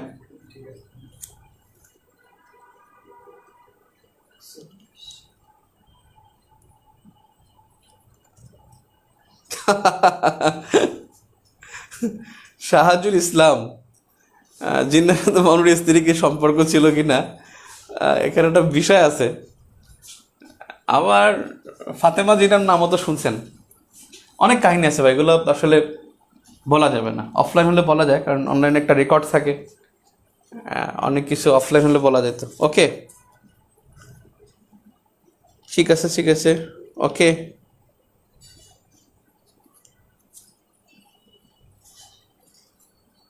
ঠিক আছে, এখন দেখেন, ভারত প্রজাতন্ত্র 1955 সালের 26 জানুয়ারি, দ্যাট মিনস এই সময় ভারতের সংবিধান তৈরি হয়ে যায়। সংবিধান তৈরি অর্থাৎ সংবিধান কমপ্লিট হয়ে গেছে, প্রজাতন্ত্র হয়। পাকিস্তান এমন একটা বিষয় রে ভাই, এই পাকিস্তান হলো 1947 সাল থেকে সালে এই পুরো 8 বছর অর্থাৎ 9 বছরে তারা সংবিধান তৈরি করে, সংবিধান তৈরি। এবং এই পাকিস্তান তারা প্রজাতন্ত্র হয়, পাকিস্তান প্রজাতন্ত্র হয় 1956 সালের 23 মার্চ। এই পাকিস্তানের প্রথম গভর্নর হলেন জিন্না, আর প্রথম প্রাইম মিনিস্টার হন পাকিস্তানের লিয়াকত আলী খান। পাকিস্তানে কিছু না বলা পর্যন্ত মনে রাখবেন সব মুসলিম লীগ, অর্থাৎ ওখানে মুসলিম লীগের একটা ব্যাপক দাপট ছিল। এখানে দেখেন সংবিধান হয়েছে 56 সালে, কিন্তু এই সংবিধানটা ছিল মাত্র 2 বছর। 1958, আচ্ছা সংবিধান নিয়ে এখানে লেখি, আপনি পাকিস্তানের সংবিধান সম্পর্কে আমি লিখি, আপনি একটু দেখেন। ভারতটা আমি মুছে ফেলি। পাকিস্তানের সংবিধান কটা দেখেন, পাকিস্তানের সংবিধান এই ওই বইটা করে, তো এখান থেকে বইগুলো নেসকে কেমনটা লাগে, এখন তো ওই বইটা লাগবে। পাইছি।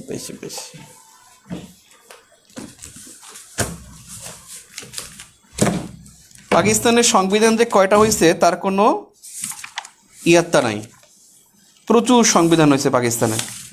কি সংবিধান আমরা দেখতেছি এখনই। পাকিস্তানের সংবিধান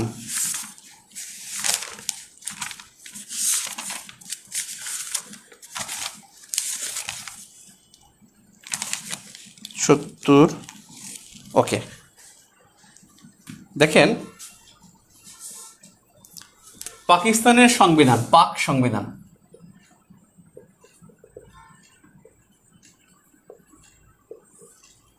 1956 সালে একটা হয়, 56 থেকে 58 পর্যন্ত থাকে। 58 7 অক্টোবর,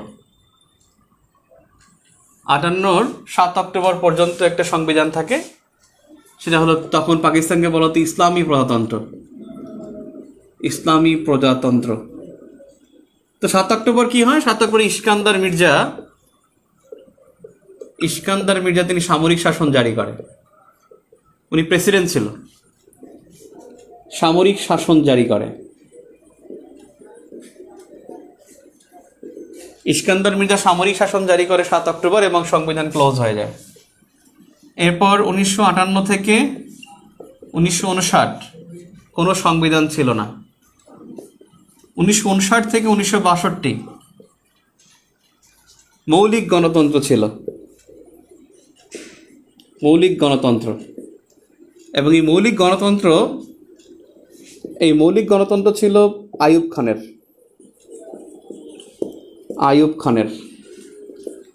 মৌলিক গণতন্ত্রের কনসেপ্টটা কি? কনসেপ্ট হলো মানে পরোক্ষ নির্বাচন। আপনাদের টেক্সট বুকের ক্লাসে আমি পরোক্ষ নির্বাচন বলেছিলাম। পরোক্ষ নির্বাচন হলো যে নির্বাচিত প্রতিনিধি আর একজনকে বানাবেন, মেম্বাররা চেয়ারম্যান বানাবেন, চেয়ারম্যানরা এমপি বানাবেন, এরকমের। পরোক্ষ নির্বাচনের মাধ্যমে, অর্থাৎ দুটি ইসে যে 40-40 80,000, 40-40 এই মোট হলো 80,000 মানে এই মৌলিক গণতন্ত্রের ভোটার ছিল। যেখানে মানুষ আছে 2 পাকিস্তান মিলে মানুষ ছিল, ভোটার ছিল 3.12 কোটি, সেখানে মাত্র 80,000 ভোটার ছিল। 80,000 ভোটার কারা? অর্থাৎ যারা মানে বেসিক ডেমোক্রেসির, অর্থাৎ যারা ছিল প্রতিনিধি, মেম্বার মানে ইউপি সদস্য, তাদের ছিল পাওয়ার। এবং তারা চেয়ারম্যান বানাইতো, চেয়ারম্যানরা তারা মেম্বার বানাইতো। এরপরে 1962 সাল চলে আসে। এই 62 সালে তারা অস্থায়ী সংবিধান আদেশ জারি করে। হ্যালো, বলো ক্লাসে। ওকে, এই অস্থায়ী সংবিধান আদেশ করেন, সংবিধান আদেশ সেটা করছেন 62 সালে। অর্থাৎ 62 সালে আইয়ুব খান আবার একটা সংবিধান দিয়েছেন। এইটা দিয়ে চলে 1969 পর্যন্ত। 1969 সালে ক্ষমতায় আসেন ইয়াহিয়া খান, 1969। ইয়াহিয়া খান, এখানে আইয়ুব খান, এই 58 থেকে পুরো 69 পর্যন্ত আইয়ুব খান ছিলেন 11 বছর। ইয়াহিয়া খান তিনি জারি করছেন লিগাল ফ্রেমওয়ার্ক অর্ডার, দেখা যায় লিগাল ফ্রেমওয়ার্ক অর্ডার।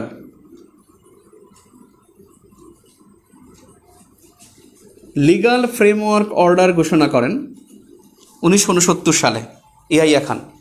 এই লিগাল ফ্রেমওয়ার্ক অর্ডারের এটার ভিত্তিতে কিন্তু 1970 সালে নির্বাচন হয়। 1970 সালে যে সাধারণ নির্বাচন, এটাই ছিল প্রথম নির্বাচন। 70 সালে এটাই ছিল প্রথম সাধারণ নির্বাচন। সাধারণ নির্বাচন মানে প্রথম জাতীয় নির্বাচন। আর প্রাদেশিক নির্বাচন ছিল 1954 সালে। প্রথম প্রাদেশিক নির্বাচন 1954, আর প্রথম সাধারণ নির্বাচন বা জাতীয় নির্বাচন ছিল 1970। এবং এই নির্বাচনের ভিত্তি ছিল ইয়াহিয়া খানের লিগাল ফ্রেমওয়ার্ক অর্ডার। এই লিগাল ফ্রেমওয়ার্ক অর্ডারে অনেকগুলো প্রবলেম ছিল, তারপরে বঙ্গবন্ধু এটাকে মেনে নিয়েছিল। এটা মেনে তারপর নির্বাচন করে, এবং সেই নির্বাচন করার পরে জনগণের কাছে একটা অস্থায়ী একটা ছিল যে আমরা হাত পা বাঁধা, আমাদের নির্বাচন করতে হবে, কিন্তু কী আছে আমরা সেটা ভুলে যাব, আমাদেরকে ভোট দেন। এইটাই ছিল তাদের মানে ভোট চাওয়ার পলিসি, যে ভোটে যাওয়াটাই পলিসি ছিল। যে লিগাল ফ্রেমওয়ার্ক অর্ডার দিয়েছিল ইয়াহিয়া খান। বঙ্গবন্ধু তার ভাষণে বলছে না যে 10 বছর পর্যন্ত, কি বলছে 7 মার্চের ভাষণে, 1952 সালে রক্ত দিয়েছি, 54 সালে নির্বাচনে জয়লাভ করে গদিতে বসতে পারি নাই। 1958 সালে আইয়ুব খান সামরিক শাসন জারি করে 10 বছর পর্যন্ত আমাদেরকে গোলাম করে রেখেছে, এরকম বলছে না। 69 রক্ত দিয়েছি, 70 নির্বাচনে জয়লাভ করে গদিতে বসতে পারি নাই। বঙ্গবন্ধু কিন্তু তার ভাষণে এই কথাগুলো বলছেন। 10 বছর পর্যন্ত আইয়ুব খান গোলাম করে রেখেছেন। এই 10 বছর না, বেসিক্যালি 58 থেকে 69 পর্যন্ত, 69 সালের 25 মার্চ পর্যন্ত, তাহলে 10 বছর একটু বেশি, 11 বছর একটু কম। এই সময় আইয়ুব খান তিনি ক্ষমতা আসেন। তার মানে সংবিধান হলো 4টা। একটা সংবিধান ছিল 56 সালে। কোনো কমেন্ট আছে কিনা?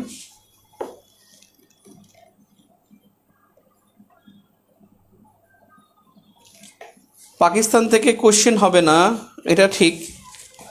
পাকিস্তান থেকে কোশ্চেন হওয়ার আশঙ্কা একটু কম।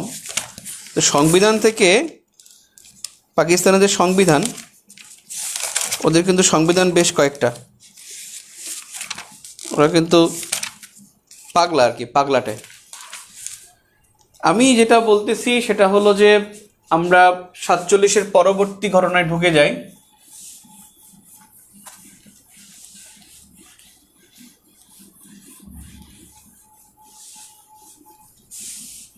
মুক্তিযুদ্ধ, এখানে সবচেয়ে গুরুত্বপূর্ণ যেটা, একটা হলো ভাষা আন্দোলন। ভাষা আন্দোলন থেকে প্রশ্ন একটা আসবেই, এবং সেই প্রশ্নটা ম্যাক্সিমাম ক্ষেত্রে প্রশ্নটা হয় ভাষা আন্দোলন ভিত্তিক সাহিত্য, আমার সোনার বইয়া, আমার ভাইয়ের রক্তে রাঙানো, শহীদ মিনার, ভাষা শহীদ ননকে, ভাষা শহীদকে, এই সমস্ত। অর্থাৎ ভাষা আন্দোলনটা থেকে প্রশ্ন আসবেই ইনশাল্লাহ, এখান থেকে প্রশ্ন আসবেই, এখানে মিস হয় না সাধারণত। গত বছর আসছিল মনে হয় আরেক ফাল্গুন, মনে হয় আরেক ফাল্গুন না যেন কি একটা বইয়ের নাম আসছিল। মানে সবসময় ভাষা আন্দোলন থেকে প্রশ্ন আসবেই ইনশাল্লাহ। 1954 না পরে পরীক্ষা হলে যাওয়া চরম বোকামি, ভেরি ভেরি ইম্পর্ট্যান্ট। 1954 পরে 1956 মোটামুটি গুরুত্বপূর্ণ, 56 মোটামুটি গুরুত্বপূর্ণ। এরপরে 56-র পরে বেশি গুরুত্বপূর্ণ নাই, এটা 1962 দেখবেন একটু গুরুত্বপূর্ণ। 1966 এটা হলো আপনার সবচাইতে বেশি গুরুত্বপূর্ণ। কমপক্ষে 6 থেকে 7 বার 6 দফা আসছে, 6 দফা 6 থেকে 7 বার আসছে। আপনি যদি দেখেন অসংখ্যবার 6 দফা থেকে প্রশ্ন আসে। 6 দফা এমন কিছু যে ঢাকা ইউনিভার্সিটি কোশ্চেনটা দেখছেন যে সেখানে কিন্তু আসছে, মানে আপনি হয়তো বলতে পারেন যে ভাই 35 মধ্যে প্রশ্ন আসে যে 6 দফা কে উত্থাপন করেন, 6 দফা, হ্যাঁ 6 দফা কে উত্থাপন করেন, Bangabandhu Sheikh Mujibur Rahman.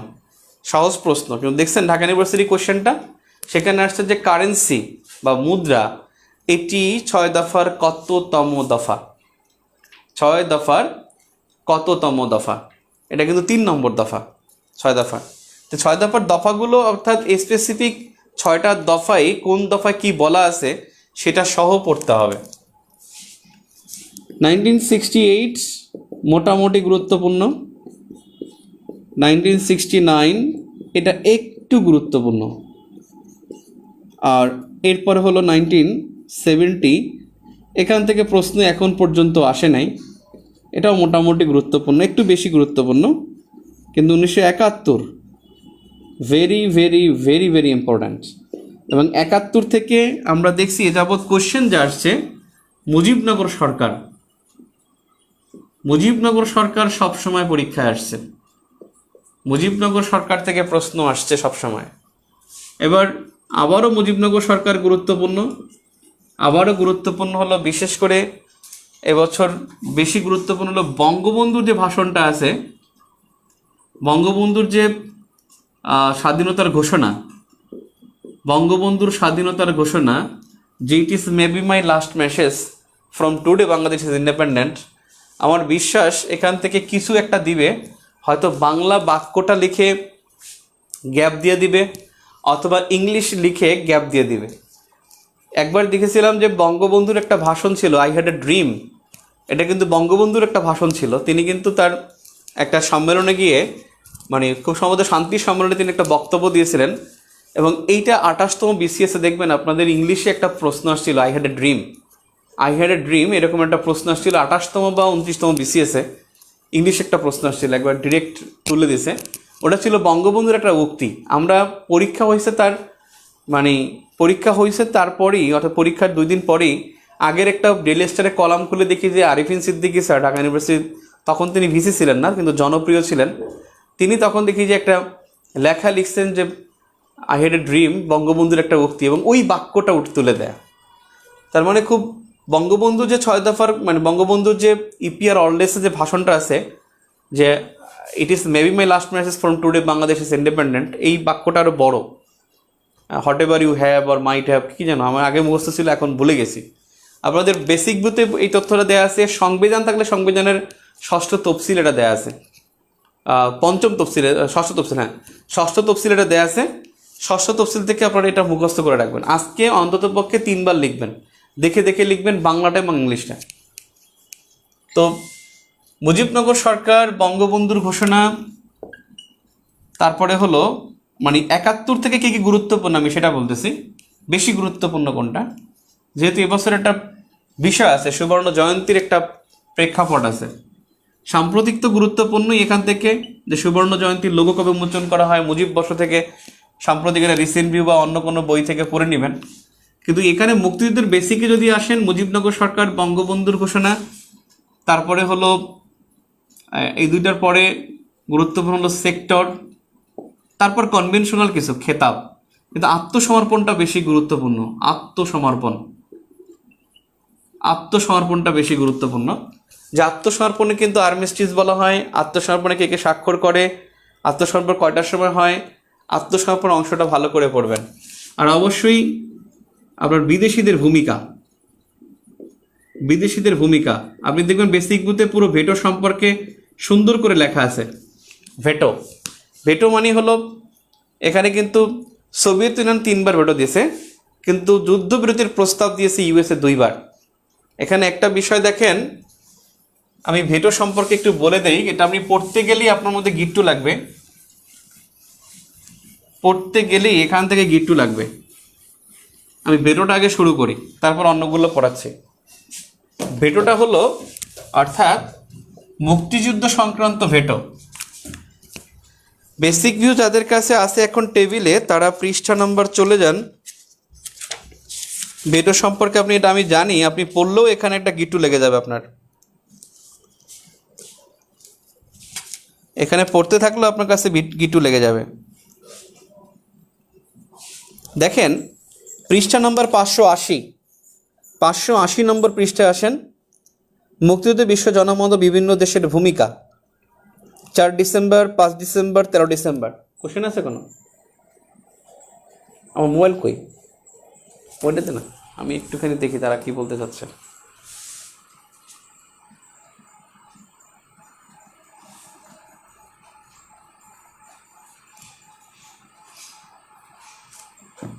I have a dream. আরে ভাই, আই হ্যাভ এ ড্রিম তো সেটা তো হলো মার্টিন লুথার কিংয়ের। আই হ্যাড, বোঝেন না কথা। থার্সডের পরে মেবি বেসিকগুলো থেকে পড়ছিলাম। আচ্ছা ঠিক আছে, আপনি দেখেন এখানে 3টা বিষয় আছে, 4 ডিসেম্বর, 5 ডিসেম্বর এবং 13 ডিসেম্বর।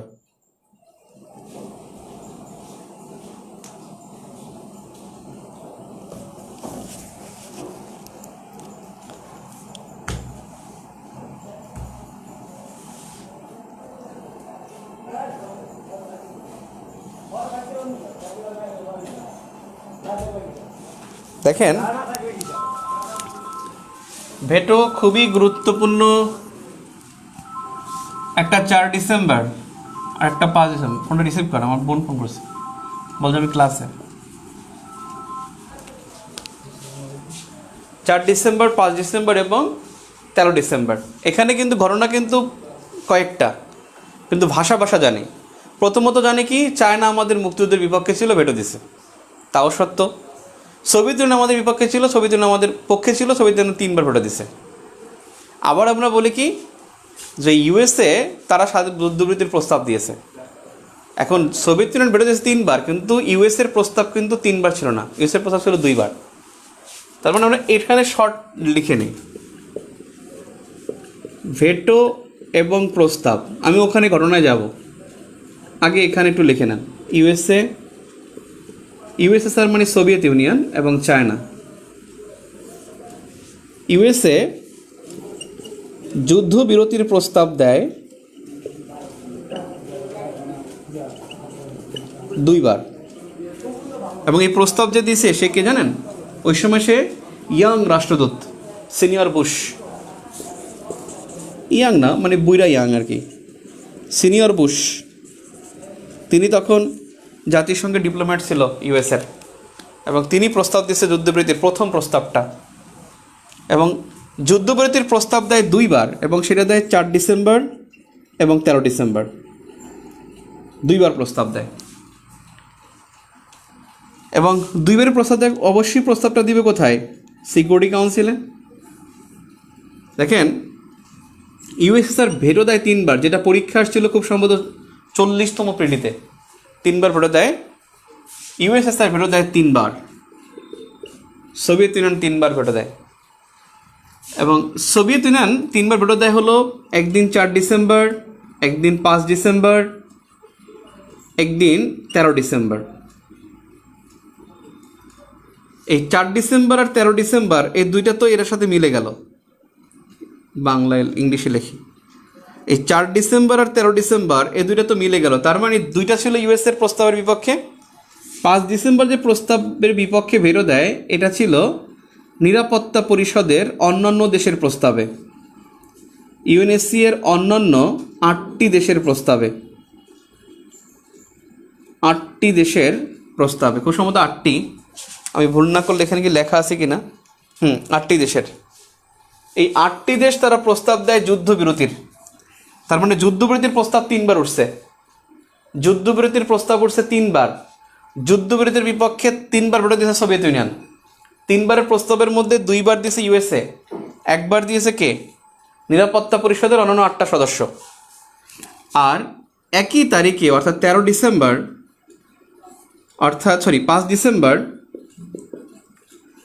ডিসেম্বর এই দিনকা সোভিয়েত ইউনিয়ন তার একটা প্রস্তাব ছিল। সে প্রস্তাবটা ছিল যে সোভিয়েত ইউনিয়নের একটা প্রস্তাব ছিল, সে প্রস্তাবটা ছিল যে বর্তমানে পাক বাহিনীর সহিংসতা অবিলম্বে বন্ধ হওয়া উচিত। অর্থাৎ 5 ডিসেম্বর ইউএসএসআর পাকিস্তানে কতজন দেখে রে? পাকিস্তানে সহিংসতা বন্ধের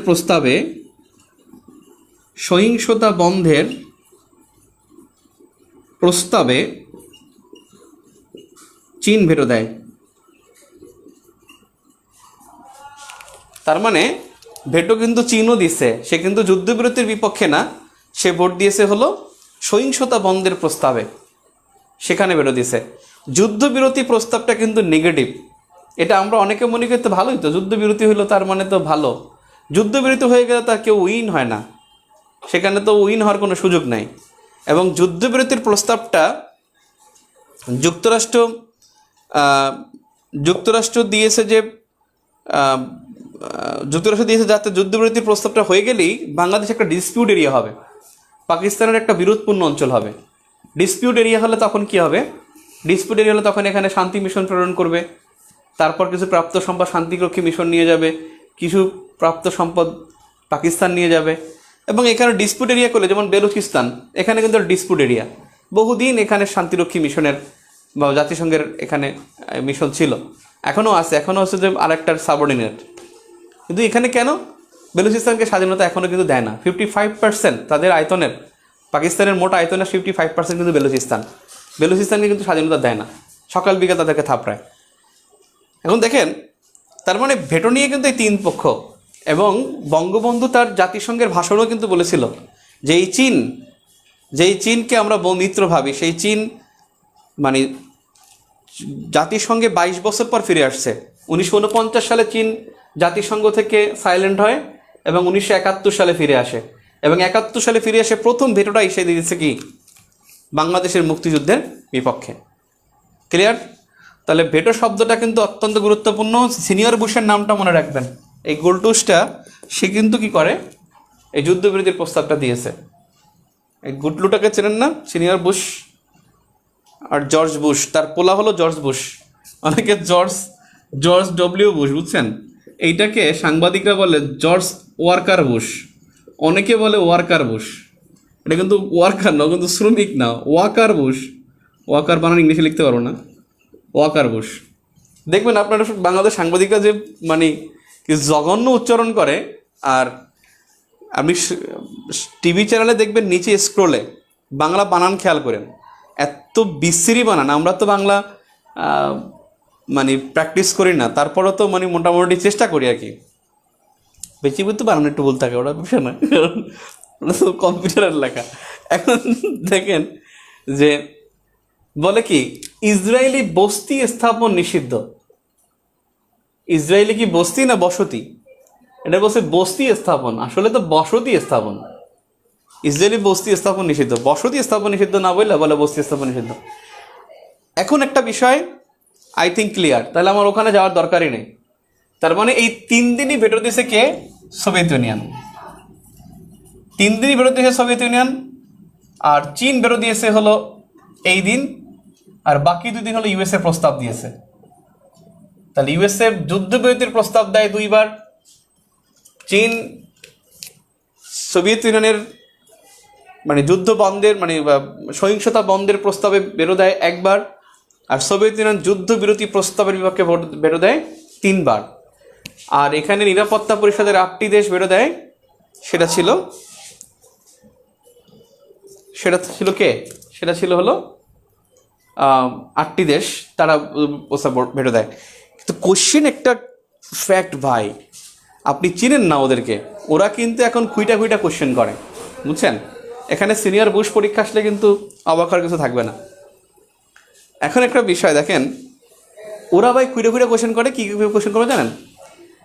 যে যুক্তরাষ্ট্রের যুদ্ধবিরতি প্রস্তাবের সময় সোভিয়েত ইউনিয়ন ভেটো দিয়েছিল, কিন্তু কোন 2টি দেশ ভোট দানে বিরত ছিল? ভোট দানে বিরত ছিল কোন 2টি স্থায়ী সদস্য? ফ্রান্স এবং ইংল্যান্ড। ফ্রান্স এবং ইংল্যান্ড তারা কিন্তু আমাদের বিপক্ষে, বা ইউকে, ফ্রান্স ও ইউকে বা ফ্রান্স এবং ইংল্যান্ড তারা কিন্তু আমাদের মুক্তিযুদ্ধের এই প্রস্তাবগুলোতে তারা কিন্তু ভোটদানে বিরত ছিল। মানে তারা ভোটদানে বিরত থাকে। বিরত থাকলে একটা বিষয় কি, মানে 9টা ভোট হলেই পাশ হয়ে যাবে। বিরত থাকলে অর্থাৎ যে কোনো প্রস্তাব, নিরাপত্তা পরিষদে কোনো প্রস্তাব পাশ হইতে 9টা হা ভোট লাগে। 15টা সদস্য না নিরাপত্তা পরিষদের, হা ভোট লাগে 9টা।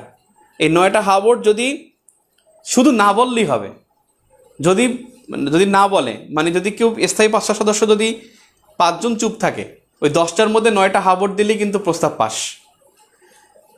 অথবা 5টা দেশ তারা সব চুপ করে রইল, কেউ না বললো না বললে কিন্তু প্রস্তাব পাস হবে না, কিন্তু চুপ করে থাকলে প্রস্তাব পাস হয়ে যাবে।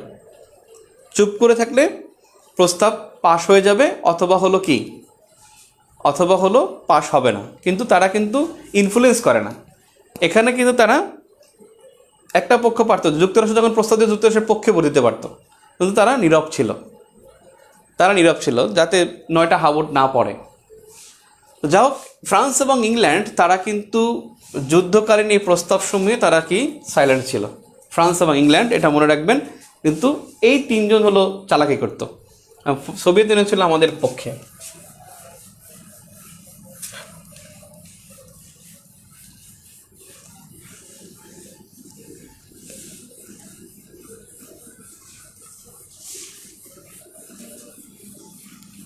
সাড়ে 11টা।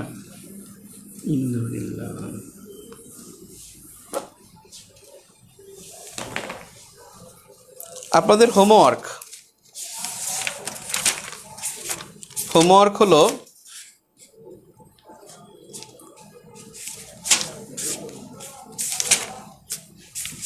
সবাই দেখবেন পড়বে ধুমায়া খেতাব, কয়টা খেতাব হয়েছে, কয়টা খেতাব হয় নাই। এই 596 পৃষ্ঠা বেসিক ভিউ আছে, থাকলে দেখেন। নতুন বেসিক ভিউ 596, আর পুরাতন বেসিক ভিউ হলো, বের করে নেন একটু কষ্ট করে, প্রথম বেসিক ভিউটা বের করে, ওটা খুলে রাখো। এখানে মুজিবনগর স্মৃতিসৌধের উপরে, এখানে জাতীয় স্মৃতিসৌধের মধ্যে একটা বিষয় খেয়াল করবেন, যে 7টা মাথা, এই যে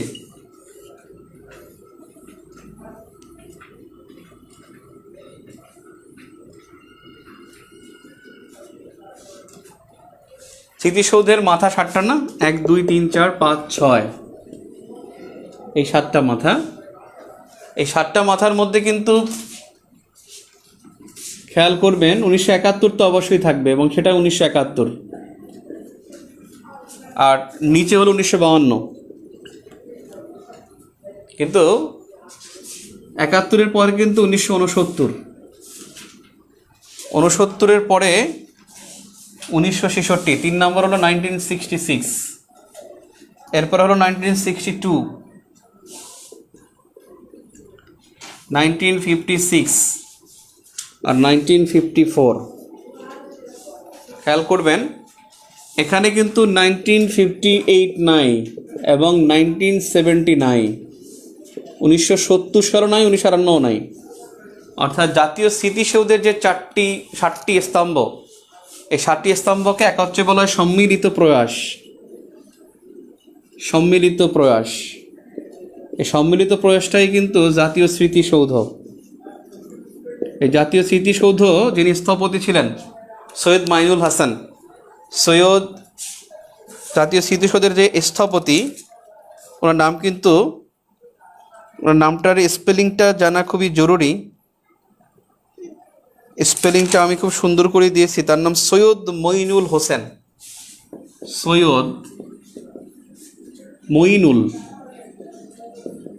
মাইনুল না, মঈনুল হোসেন। তিনি কিন্তু এই স্মৃতিসৌধ কিন্তু উদ্বোধন করে গেছে কিন্তু বঙ্গবন্ধু শেখ মুজিবুর রহমান। এটা কি জানেন? বঙ্গবন্ধু স্মৃতিসৌধ উদ্বোধন করে গেছেন, এটা কারো জানা আছে? তার সাথে কে ছিল জানেন? তার সাথে ভুট্টো ছিল, জুলফিকার আলী ভুট্টো। তাকে নিয়ে তিনি স্মৃতিসৌধ উদ্বোধন করছেন। আপনি বুঝেন বঙ্গবন্ধু কী জিনিস ছিল। ভুট্টোকে নিয়ে সে স্মৃতিসৌধের করছে, এটার উদ্বোধন করছে। আর সেই স্মৃতিসৌধ এটাকে পরে মানে ভিত্তিপ্রস্তর স্থাপন করছেন, আর উদ্বোধন করছেন হলেন হোসেন মোহাম্মদ এরশাদ। আর তিনি এই যে স্থপতি ছিল সৈয়দ মঈনুল হোসেন, তাকে কিন্তু তিনি আর দাওয়াত করেন নাই ওই প্রোগ্রামে, উদ্বোধনী প্রোগ্রাম, এবং তিনি পাগল হয়ে গেছেন। শেষ পর্যন্ত তিনি পাগল হয়ে যান, এই সৈয়দ মঈনুল হোসেন, এবং তিনি মারাও গেছেন। মারা গেছেন হলো খুব রিসেন্ট পাস্ট আর কি, হয়তো 8-10 বছর হয়েছে, 7-8 বছর হয়েছে তিনি মঈনুল হোসেন মারা গেছেন। যা হোক, এই হলো অবস্থা। এখানে কিন্তু আমি এটা লেখার একটা মূল কারণ হলো যে 70 সালটা এবং 58 সালটা নাই। আমি কিন্তু একটু আগে আমি চিন্তা করছি যে এটা কোনটা ছিল কোনটা নেই, আমি নিজেই খেয়াল করতে পারি নাই। কারণ আপনার যাতে ভুল না হয় এই জন্য আমি এটা লিখে দিলাম, যেখানে কিন্তু 58 এবং 70 এই দুইটা বিষয় হবে না।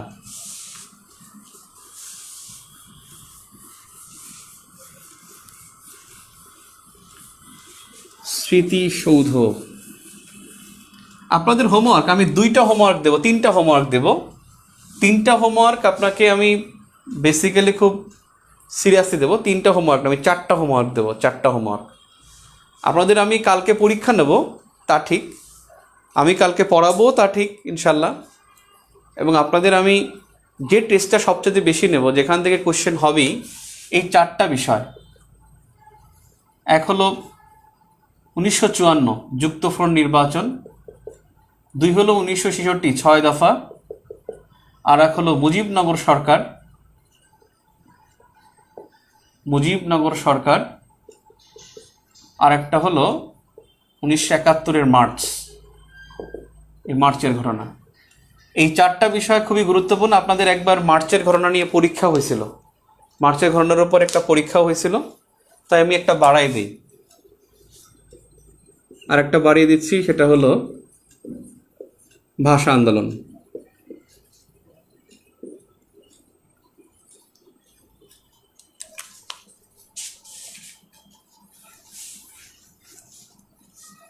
ভাষা আন্দোলন থেকে প্রতিষ্ঠানগুলো পড়বেন। প্রতিষ্ঠানগুলো তারিখ নিয়ে ঝামেলা করবেন না, তারিখ নিয়ে প্যানিকড হবেন না, প্যারা নেবেন না। তারিখ আমি যেটা দিছি বেসিক ভিতর যেটা আছে, জাস্ট ওটা ঘর করে 3-4 বার লিখবেন, 3-4 বার লিখবেন। রাষ্ট্রভাষা সংগ্রাম পরিষদ, দ্বিতীয় রাষ্ট্রভাষা সংগ্রাম পরিষদ, তারপরে হলো ঢাকা বিশ্ববিদ্যালয় রাষ্ট্রভাষা সংগ্রাম পরিষদ, সর্বদলীয় রাষ্ট্রভাষা সংগ্রাম পরিষদ, এই 4টা লিখবেন, পূর্ব বাংলা ভাষা কমিটি। আর উপরে তমুদ্দুন মজলিস 2 সেপ্টেম্বর, ওদের প্যাডের মধ্যে লেখা আছে 2 সেপ্টেম্বর। কোন বইতে কী লেখা আছে দেখার দরকার নেই, প্যাডে লেখা 2 সেপ্টেম্বর, ওটা ফলো করবেন। অপশনে কিন্তু 2 সেপ্টেম্বর নাও থাকতে পারে। এখানে তারিখগুলো এমন, ইতিহাসের এই তারিখগুলো, এই তারিখগুলো নিয়ে প্যানিকড হওয়ার কিছু নাই, কারণ ইতিহাসের এই তারিখগুলো বহুবার পরীক্ষা আসছে। আপনি দেখেন, একটা প্রশ্ন আসছিল সর্বদলীয় রাষ্ট্রভাষা সংগ্রাম পরিষদ। আপনাদের কাছে যদি কোনো বই থাকলে দেখবেন, বিগত প্রশ্নের বই, ঢাকা ইউনিভার্সিটির প্রশ্ন সহ, এই প্রশ্নটা 2010 সালের বি ইউনিটে আসে। 9 সালে 2009-10 সালে ঢাকা ইউনিভার্সিটি বি ইউনিটে আসে। এই প্রশ্নটাই 36তম বিসিএসে আসে। 36তম বিসিএসে ছিল 31 জানুয়ারি 1952, আর এখানে ছিল 30 জানুয়ারি 1952। এই জায়গায় 30 অপশনে ছিল না, এই জায়গায় 31 অপশনে ছিল না। তার মানে কি, অপশন দেখে আপনি উত্তর করবেন। এখানে কিন্তু অপশন যে কোনো একটা থাকবে। ওনারা এত পাগল না যে 2টা অপশন একবারে দিয়ে রাখবে। আর 2টা দিয়ে রাখলে অবশ্যই কি, তখন আমাদের পলিসি থাকবে কি, হয়তো স্কিপ করা, নয়তো যেটা অথেন্টিক সেটা। এখানে কিন্তু আপনার 9-10-এর বইতে লেখা আছে 31 জানুয়ারি, আপনি সেটা উত্তর করতে পারেন। আর এখানে কিন্তু 30 জানুয়ারি আছে, এটা পরীক্ষা আসছে। এখন বিষয় আছে যে 60 গম্বুজ মসজিদ, এই 60 গম্বুজ মসজিদের স্তম্ভ হলো 81টা নাকি, এটা আমরা জানি 81টা, কিন্তু দেখেন আগে জানতাম 77টি। এবং রাজশাহী ইউনিভার্সিটি তাদের প্রশ্ন করছে, সেখানে কিন্তু 77টি অপশনে রাখছে, 81টি অপশনে রাখে নাই। রাজশাহী ইউনিভার্সিটি গতকালকের প্রশ্ন, সেখানে কিন্তু 81টি রাখছে, 77টি অপশনে রাখে নাই। আচ্ছা, কী কোশ্চেন করতেছে, তুমি তো কিছু বলোই না। বইটার ছিল কি 56 শাসনতন্ত্র আন্দোলন নিয়ে বলুন। 56 শাসনতন্ত্র আন্দোলন, খালিদ হাসান খালেক। খালিদ হাসান মিলু ভাবছিলাম। বেসিক বইয়ের এক্সাম একসাথে রুটিন দিলে ভালো হয়। আমি রুটিন করে ফেলছি, আজকে দেবো না। নিট কি আমার প্রবলেম শুধু? অ্যাকচুয়ালি বিসিএস তারিখের ভরা ছিল ভাই, ম্যাথের খেলা হওয়ার কথা। আচ্ছা, ঠিক আছে, বুঝছি। নেক্সট এক্সাম 1947 থেকে 1971। সো এখানে ভাষা আন্দোলন থেকে প্রতিষ্ঠানগুলো তারিখ সহ পড়বেন, যেগুলো বইতে দেয়া আছে সেগুলোর উপর আস্থা রেখে পড়েন। আর আমি ওগুলো কিন্তু আন্দাজে দিই নাই, অনেক স্টাডি করি, ওখান থেকে তারিখগুলো দেওয়া হয়েছে। তারিখ নিয়ে প্যানিকড হওয়া যাবে না। আরেকটা বিষয় হলো বঙ্গবন্ধু ভাষা আন্দোলন, এই অংশটা খুঁজে বের করবেন। বঙ্গবন্ধু ও ভাষা আন্দোলন, সাহিত্যগুলো পড়বেন, এখান থেকে পরীক্ষা আসে। আর অবশ্যই ভাষা শহীদ, দেখবেন যে ভাষা শহীদ কার কার মানে ডাক নাম কি, কাদের ভাষা শহীদদের নামে পুকুর করছে কোথায়, ভাষা শহীদের গ্রামগুলো কোথায়, ভাস্কর্য কোথায়, সেগুলো পরীক্ষা আসে। ভাষা শহীদ, এরপরে পড়বেন শহীদ মিনার।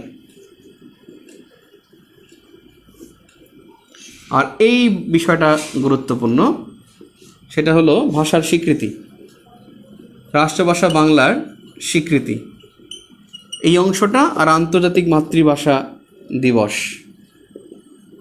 আন্তর্জাতিক মাতৃভাষা, আন্তর্জাতিক মাতৃভাষার স্বীকৃতি। ভাষা আন্দোলন থেকে এই কয়েকটা বিষয়।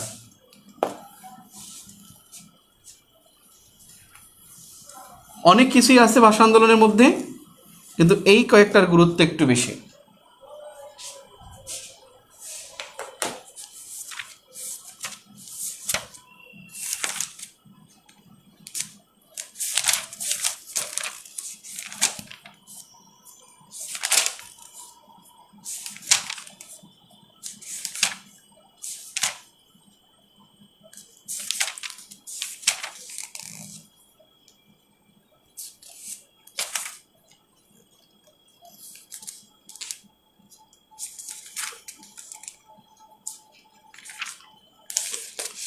ছাপ্পান্নের শাসনতান্ত্রিক আন্দোলন, 1956 সালের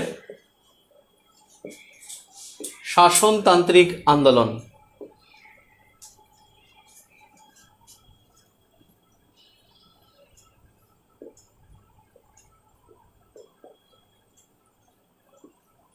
এই আন্দোলনের মানে মূল বিষয়টা ছিল যে রাষ্ট্রভাষা বাংলার স্বীকৃতি, রাষ্ট্রভাষা বাংলার স্বীকৃতি, প্রাদেশিক শাসন ব্যবস্থা, প্রাদেশিক শাসন ব্যবস্থা, কেন্দ্রীয় শাসন না, মানে প্রাদেশিক শাসন ব্যবস্থা, প্রাদেশিক মুখ্যমন্ত্রী থাকবে সেই ব্যবস্থা, অর্থাৎ প্রাদেশিক শাসন ব্যবস্থা আর রাষ্ট্রভাষা বাংলার স্বীকৃতি। কিন্তু পূর্ব পাকিস্তানের স্বায়ত্তশাসন না, পূর্ব পাকিস্তানের স্বায়ত্তশাসন না, অর্থাৎ হলো প্রাদেশিক স্বায়ত্তশাসন, অর্থাৎ প্রত্যেকটা প্রদেশের স্বায়ত্তশাসন থাকবে। এই দুইটা ছিল বেসিক্যালি শাসনতান্ত্রিক আন্দোলনের মূল বক্তব্য।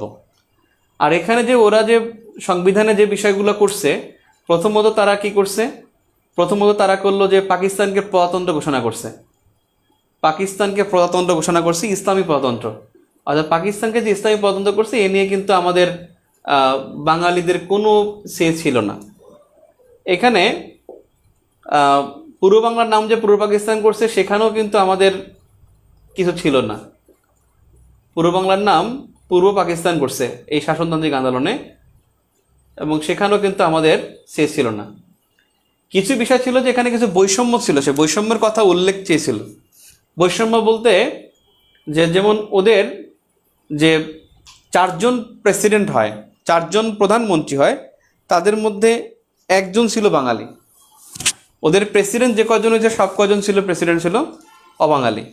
অর্থাৎ এইটার একটা বিষয় ছিল যে এটার বিহিত করার বিষয় ছিল। আর শাসনতান্ত্রিক আন্দোলন থেকে বেসিক্যালি যে সংবিধানের আলোকে কী হয়, যে ইসলামী প্রজাতন্ত্র হয়, রাষ্ট্রভাষা বাংলা স্বীকৃতি পায়, পূর্ব পাকিস্তান নামকরণ হয়, 3টা বেসিক বিষয় মনে রাখবেন। অর্থাৎ 1956 সালের সংবিধানে, 1956 সালের 23 মার্চ এই সংবিধানে 3টি মূল বিষয় হয়। 1 নম্বরে, নাম্বার 1, রাষ্ট্রভাষা হিসেবে বাংলাকে অন্যতম করা, বাংলাকে অন্যতম রাষ্ট্রভাষা করা, একমাত্র না কিন্তু অন্যতম। নাম্বার 2, পূর্ব বাংলার নাম পূর্ব পাকিস্তান হয়, পূর্ব বাংলার নাম হয় পূর্ব পাকিস্তান। নাম্বার 3 হলো পাকিস্তান ইসলামী প্রজাতন্ত্র হয়, পাকিস্তান ইসলামী প্রজাতন্ত্র হয়।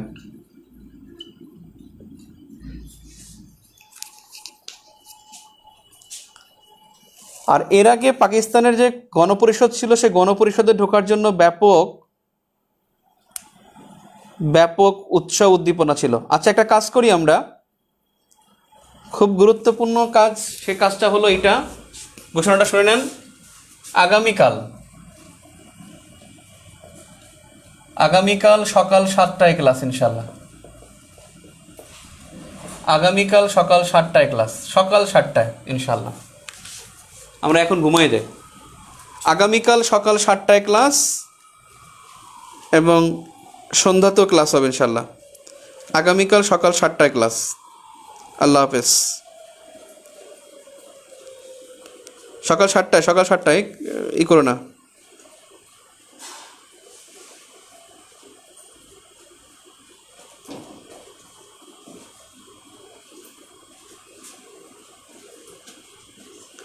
সকাল 7টায় কোনো মন্তব্য? ক্ষুধা লাগছে রে রাজীব।